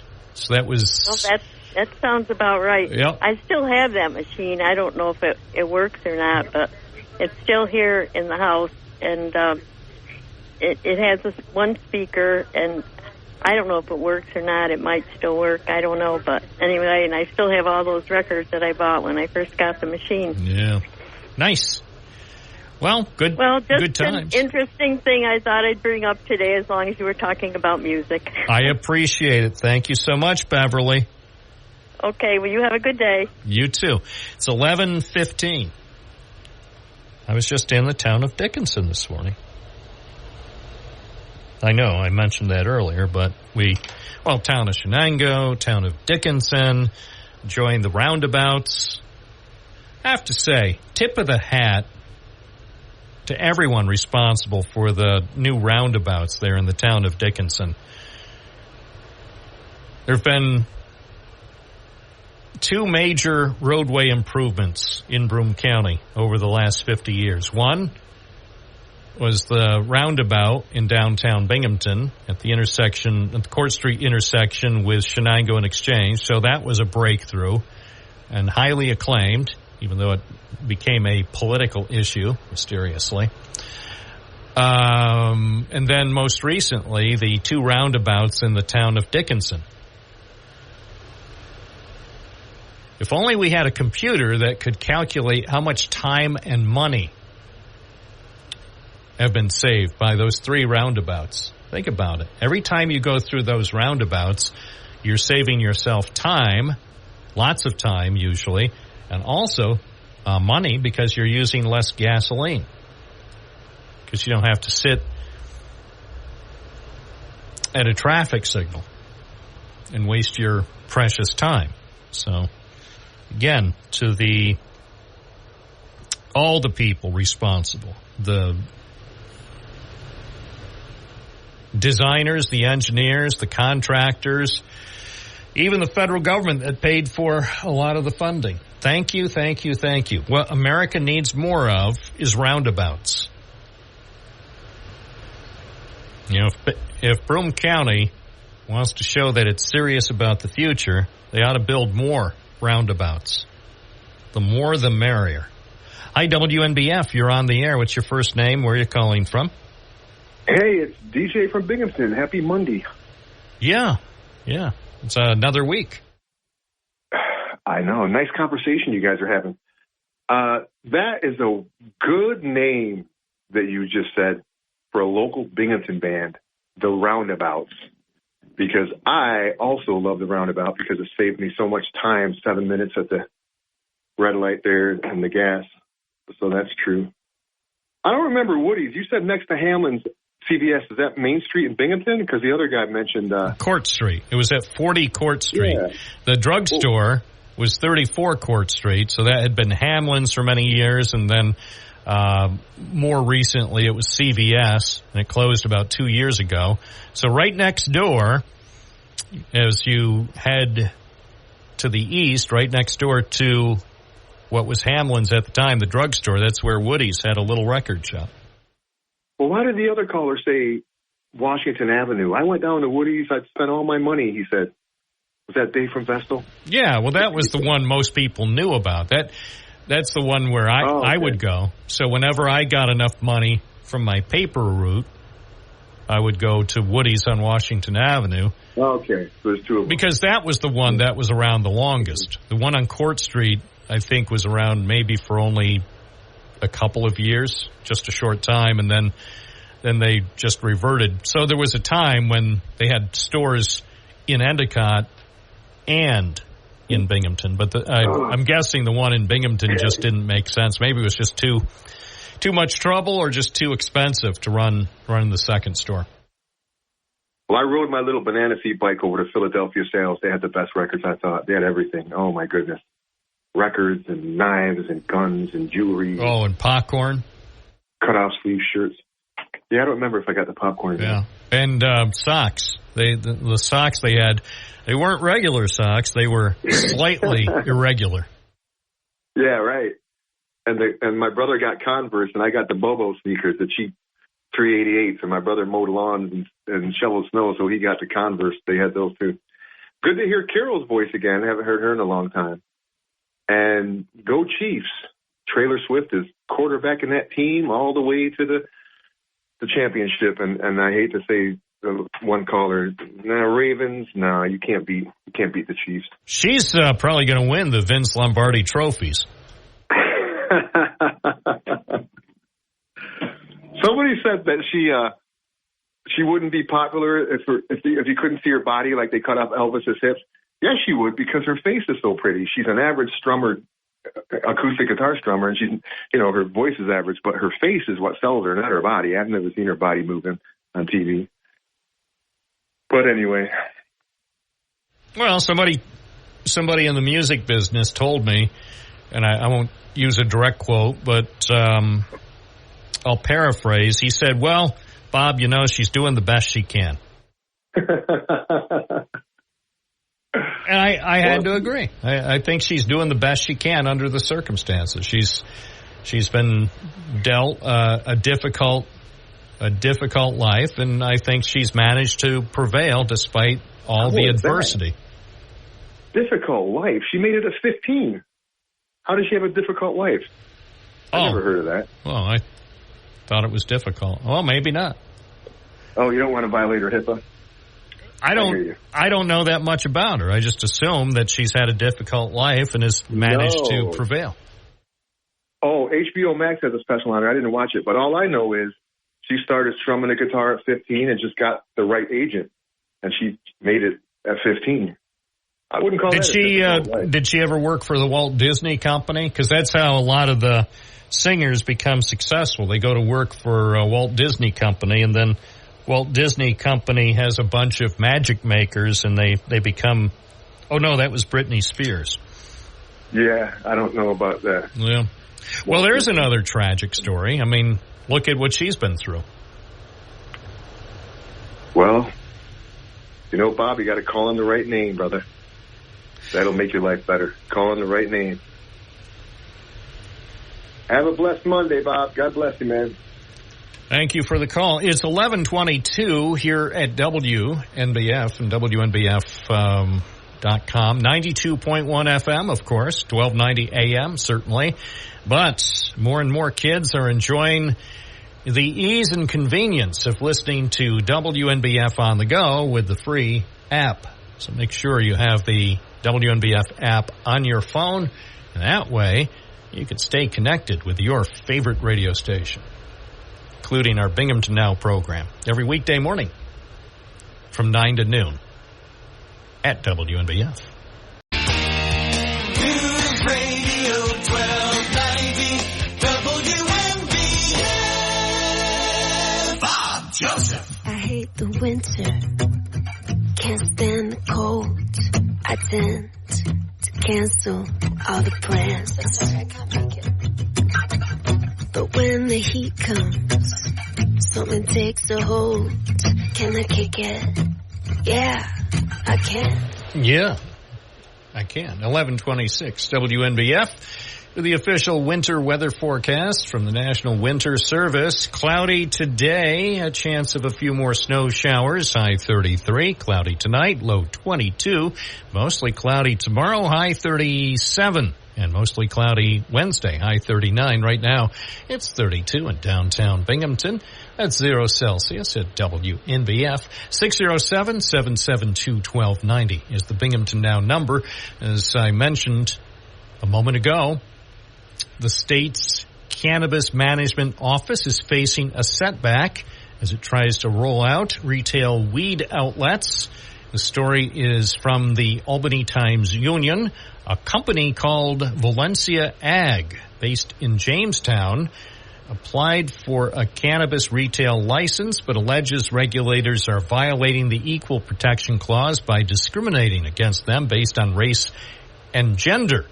The company is owned by, quote, males of light pigmentation who might best be described as Caucasian or white men, according to the lawsuit. This story is by Molly Burke, TimesUnion.com. So are they discriminating?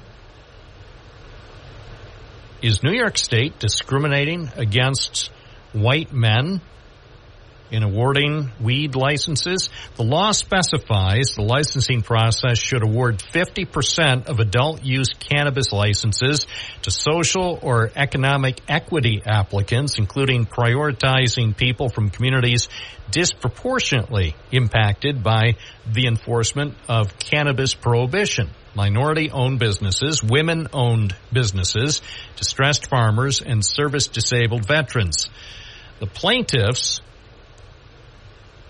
said they were ranked really low out of about 2,200 applicants. In the list that was published by the state this month, the lawsuit said the list had been culled from 6,800 applicants who had space ready to operate their weed store and were ready as soon as they received a license. This company, Valencia Ag, signed a lease for $2,000 a month, according to the lawsuit, in order to be considered for a cannabis license. The state's list of applicants determined an order of reviewing applications with more than 1,800 who qualified as social and economic equity candidates listed as higher priority than this company. And they're saying the reason they weren't listed higher is because they're white men. And they say that's a violation of federal civil rights law. So we'll see about that. Is it unconstitutional, the way New York State is going about awarding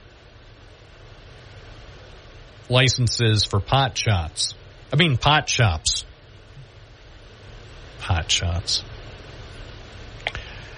It's 11:30, WNBF. Good morning. You're on the air. What's your first name? Where are you calling from? Hey, Bob. Good morning. This is Mark. Binghamton. Hi. Hi. Well, a couple of things, a couple of bases I want to cover here, but about that marijuana and the licenses, that was originally for minorities originally that were had been affected adversely because of the bus and affected their lives. Just like the casinos were going to go to the Native Americans and stuff like that. But good luck to those guys. I mean, because this is just such a mess. The rollout was so slow and got so far behind, and then they were really slow in going after those sticker shops they were out there for such a long time, and they're trying to they're closing a lot of them up now, but they got out of the gate way too long. But anyway, I don't see how those guys are going to, because I was reading about that. There's a long list of people waiting for licenses, and the state is so backed up. So I don't know if those guys will prevail, but Shirley made me think of something too with that about when the stereo first came out. I remember my parents got one, and they would call the stereo first ping pong percussion because it went back and forth, kind of like ping pong, And I remember actually getting our parents bought a record. It was nothing but a railroad going down the tracks, and you could hear it going back and forth and stuff. But anyway, enough of that nonsense. But was it fun? Was it supposed to be fun to listen to, or did it make you sick? Yeah, well, about a 7-8-year-old kid, you sit in the living room right here, and then it would go from it'd go across the room and then go back. It got nauseating. Okay. As soon as you said that, I did a search. Here's a newspaper ad from 1961. They were selling, I think at Sears, records, and they were $1.44. First time ever at this low price. Ping pong percussion of the sound of Gershwin. Ping pong percussion of Honky Tonk percussion. Ping pong percussion of Roger and Hammerstein. Just listening to the titles here makes me sick. Ping pong percussion of the sound of Leroy Anderson by Stradivarius Strings. Obviously there was a novelty at that time. Ping pong percussion, but, glad I didn't have to be subjected. Did it ever make you sick? Well, yeah, like I said, it got nauseating as a kid. I was going to say, just reading about it. Here's a story from 1960. Epic has put something called ping pong percussion on a regular single. Oh my gosh. Ping pong percussion has a full spectrum of frequencies. It features various personalities, and it says earplugs are not necessary. I'm sorry to interrupt. I think it was just, ping pong percussion came out before the word stereo. I think they didn't, they were at wit's end and didn't know what to name the technology. And I think they called it ping pong percussion. Then it maybe evolved into stereo. I don't remember, but I do remember the ping pong percussion. But because the stereo it did go back and forth. Right. But, I know there were some in the 60s. There were some popular artists who were taking full advantage, actually going, I think, overboard by accentuating the stereo effects. You'd have something going on in the left channel and then something going on in the right channel, and it just, at one point, based on some of the songs, even some of the things that you play these days, and you listen to it in stereo headphones and you say, what exactly were they thinking? But I guess at that point, it probably helped sell, records back in the day. Yeah, and, if you listen, like In-A-Gadda-Da-Vida went back and forth around, Whole Lot of Love, Led Zeppelin and back and forth and stuff. But I wanted to comment on what Carol said, though, about the original rock and roll instrument was the saxophone. And if you remember the song Tequila and how that would rock out and stuff. And I remember John might have been at this concert. I remember it was in the East Gym with a band called the Climax Blues Band. And I still have that ticket. And they played with Livingston Taylor, who was James Taylor's brother. But the guy on the sax, he had a wah-wah pedal on the sax. And, man, you could put a wild sound on that. And then Chris Wood of Traffic really perfected that of the wah-wah pedal with that. But with the saxophone or any wood instrument, you're making the sound. It's coming from you, your energy, your wind versus, banging a drum or hitting a guitar or something.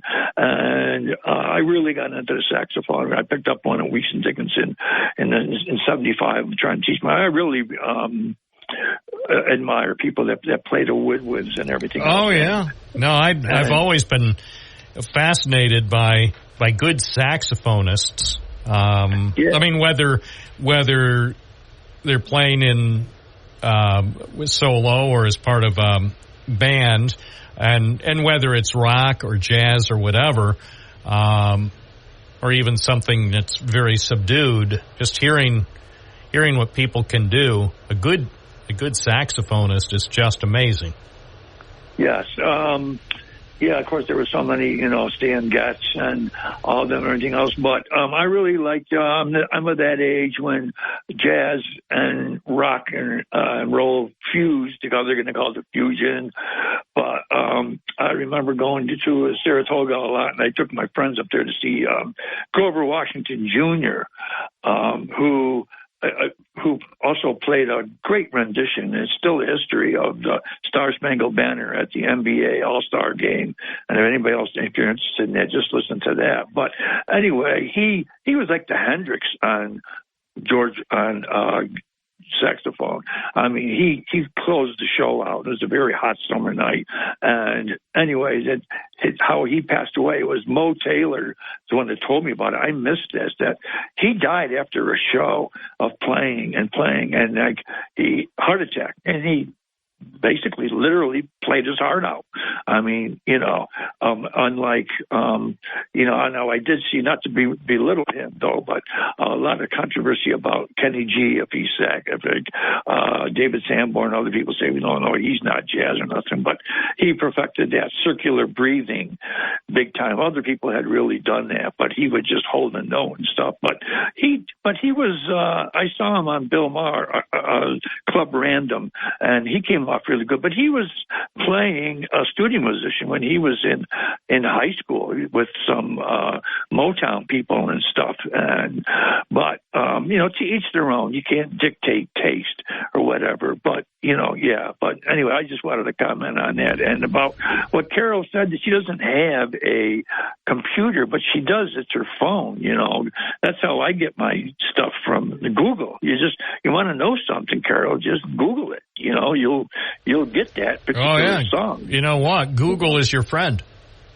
Yeah. Well, except for all the information they're collecting on you. In that sense, they're not your friend, because then they sell all the information they collect from your searches, and then, it's your privacy is being invaded, but that's the price you pay. That's why the Google service is available for you free of charge.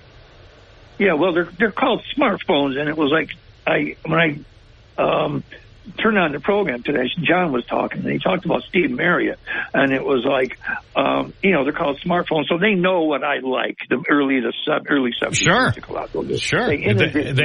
They know everything about you. Actually, your smartphone with Google and anything else that you probably have on your smartphone, they can figure out more about you as far as your musical taste, what you like in terms of food and anything else. Thanks to the algorithms, they know it all. So, technology moves forward. Appreciate your call. Yes, thank you. Thanks. Well, Google's your friend. So don't you worry. Don't you worry about Google and your privacy. It's none of your business. 607-772-1290. I'm Bob Joseph, a voice of reason on a Monday morning here on WNBF. News Radio 1290 WNBF.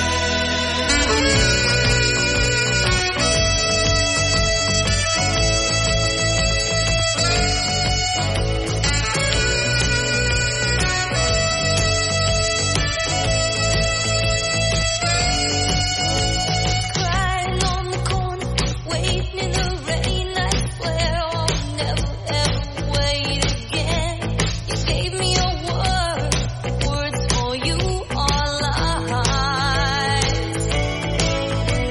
Darling, in my wildest dreams, I never thought I'd go.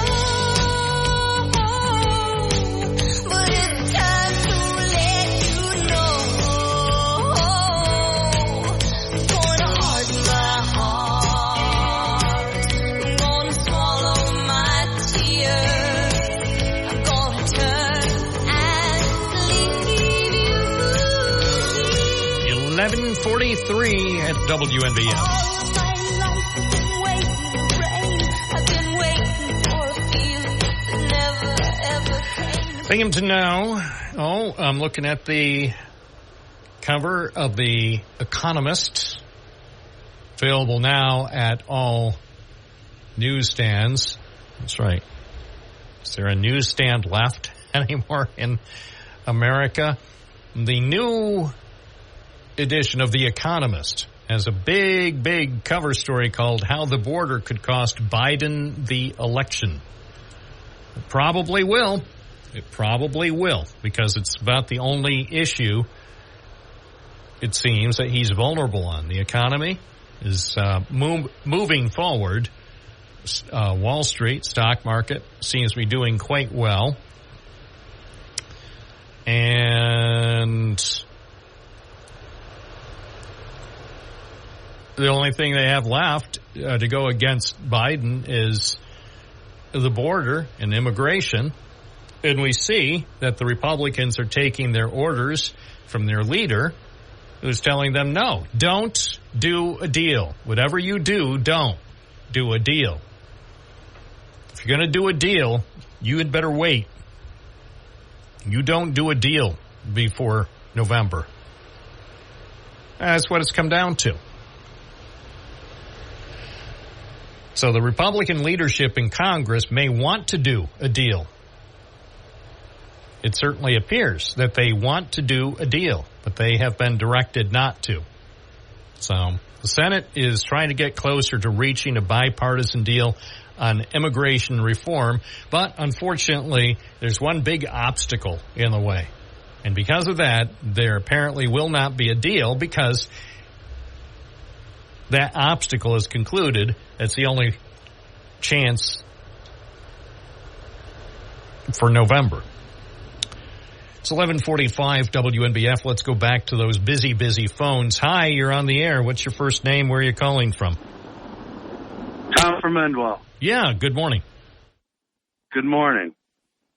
So the biggest question is what is the deal? Nobody knows. Just like a lot of things that the Democrats put out. You don't know until you got to sign it, and then we can find out. So therefore, yeah, I would not make a deal until I knew what was going to happen in that deal. As far as a lot of people are speaking out, they want to have more amnesty. The Democrats want to allow more people in. They're not trying to shut the border down. And, you know, it's funny, I think last week or whatever, you and Matt Ryan were talking about it. Not once did you guys mention how Abbott is trying to do everything in his power to try to protect his border so his people that live in Texas can feel safe. Not once have you mentioned how the Biden administration is trying to shut him down from protecting that border in every aspect that they possibly can. They're trying to sue Texas. They're trying to go after Texas criminally for what? Trying to protect the border. And as far as there's nothing else to run on against Biden, First of all, the economy's not doing good. They go by numbers. People are spending more money to get less. So they're looking at that money margin, okay? So, yeah, the economy's not doing good at all, especially for the people. They have to spend twice as much money and get less. The crime, the amount of crime that's going on in this country, you think it's okay? And now, the other thing that boggles my... Wait a second. Who said I think it's okay? I am a vocal opponent of crime. I cover the crime. Most of what the crime, serious crimes, even some of the less than really serious crimes that you hear about around here, you know who covers it? Me. No. So if I thought crime was acceptable, do you think I would cover? If I thought crime in the Triple Cities was acceptable and something we should tolerate, I wouldn't bother covering any crime at all. Because calling attention to criminal activity shows that, in my view, that it's a community problem. That's why I cover crime, because people are interested in it and because it affects the quality of life in this community. So don't come on this program and suggest that I support crime. The other thing that... Wait! Don't just say the other thing. If I say something that important after you imply that I'm okay with crime, and then I reply, and then you ignore it, that demands a response. I insist on a response when you suggest that I'm okay with crime. Bob, you want to talk about Binghamton specifically. I'm talking across the United States. I'm talking about our hometown. I'm talking about the Parlor City, Broome County, Tioga County. That's where our listeners are. That's where the bulk of our listeners are living right now in the Binghamton area, Broome and Tioga counties. They're not living in Idaho, and they're not living in Texas or Florida or Wyoming. They're living in New York and Pennsylvania. Well, the voters aren't just in Broome County. I know. If you've listened to the program, you realize I have a certain basic level of understanding of the way things work in this country. Yeah, I know. Okay. So you implied that I'm okay with crime. And I came out and said, I'm not. I'm against crime. And when crime happens, even if it's not generally reported by the police, if I know about it, I'm probably going to do a story about it. Bob, you were talking about nothing to go against Biden and what... This has nothing to do with Biden. It has everything to do with whether I am okay with crime. Because you made an implication earlier in the call that somehow I'm okay with crime. I'm not. I'm against it. Bob, that's not what I said. What I said is you didn't mention crime. I mention crime almost every day. Almost every newscast, there are stories about crime. I don't like to report them, but if I don't report them and crime happens around here, then people think everything's okay. The police, for a lot of crimes, don't put out a news release. If I find out about something that's important, I'll report it on the news. I'm not okay with crime. The last thing I do want to... The crime here in Broome County has nothing to do with Joe Biden. No, nothing has to do with Joe Biden. No. The crime that's happened over the past month in Broome County, you point to one case where Joe Biden had anything to do with a serious crime in Broome County. The only reason why you want to bring it back to Broome County is because you can't defend the amount of crime that's happening across the United States. I don't defend the amount of crime anywhere. You're right. I don't defend the amount of crime in Chicago or Los Angeles or Rochester or Syracuse. I don't defend the amount of crime anywhere. Where did you come up with that impression? Bob, again, I said when you were mentioning there's nothing else that the Republicans can go on against Biden except for the border. You did not mention the crime. That's right, because it's true. Because the voters know that Joe Biden has nothing to do with the amount of crime in the United States. In most cases, crime is an extremely local issue. Crime is not going to go down even if somebody else is in the White House at this time next year. No, but policies in certain parties make it easier for criminals to get away from crime so they're not held accountable for the crimes that they commit. And those policies are basically done at the state level. So no matter who's in the White House a year from now, the policies in New York, Pennsylvania, and 48 other states aren't going to change. So the one last thing I do want... If I say something, respond to it. Don't just drop it and act like something I said was unimportant. No, what's important is you're talking about voting. So here's the thing. Respond to my point. A year from now, whether Biden has been elected to a second term or somebody else is in the White House, criminal policies in 50 states are unlikely to change at all. If you will allow me to. Wait, respond to what I said. I want to hear your response to what I said. You won't let me say a word? Yes. If you respond to what I said, I'm asking you specifically to tell me if Joe Biden is president a year from now, or if he's not, how is that going to change criminal policies in the 50 states? The same way his policies changed the border. The same exact way. The same way. Trump had the border way more secure than it is now. The Democrats are putting in policies to go after Abbott to bring more illegals across. That has nothing to do with crime. Again, you're ducking the issue. I want to know. I tried. 11:54. You can only ask the question so many different ways before it becomes clear the caller doesn't want to address that issue. Good morning. You're on the air. What's your first name? Where are you calling from? Morning, Bob. It's Robin Fort Crane. All right. Good morning. Now we're getting somewhere. Listening to you bully these callers is something else, man. What's your question again, Bob? But Biden had nothing to do with crime in this? Yeah, explain to me how a year from now, if Biden's no longer president, how suddenly crime is going to be addressed in the 50 states. How is that going to help us? Well, if you take Donald Trump at his word, he said he's going to, first day, remember he said he's going to be a dictator on day one. He was joking, but he said he's going to close the border and have mass deportations of the people that came here illegally. So, good. I think that's going to do it, don't you?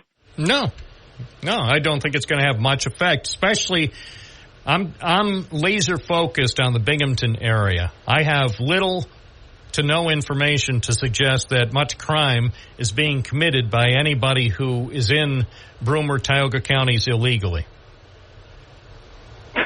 Who knows, Bob? Just give it time. Give it time. No, I'm not giving it time. I'm saying up to this point, there's no evidence that people who are here in the Binghamton area illegally are responsible for most of the crime. Seems to me most of the crime that's being reported around here in terms of violent crime and even larceny are local residents, U.S. citizens. How would you know when the police don't even put out reports anymore? They put out enough reports. You're right. They don't put out as many reports as they used to.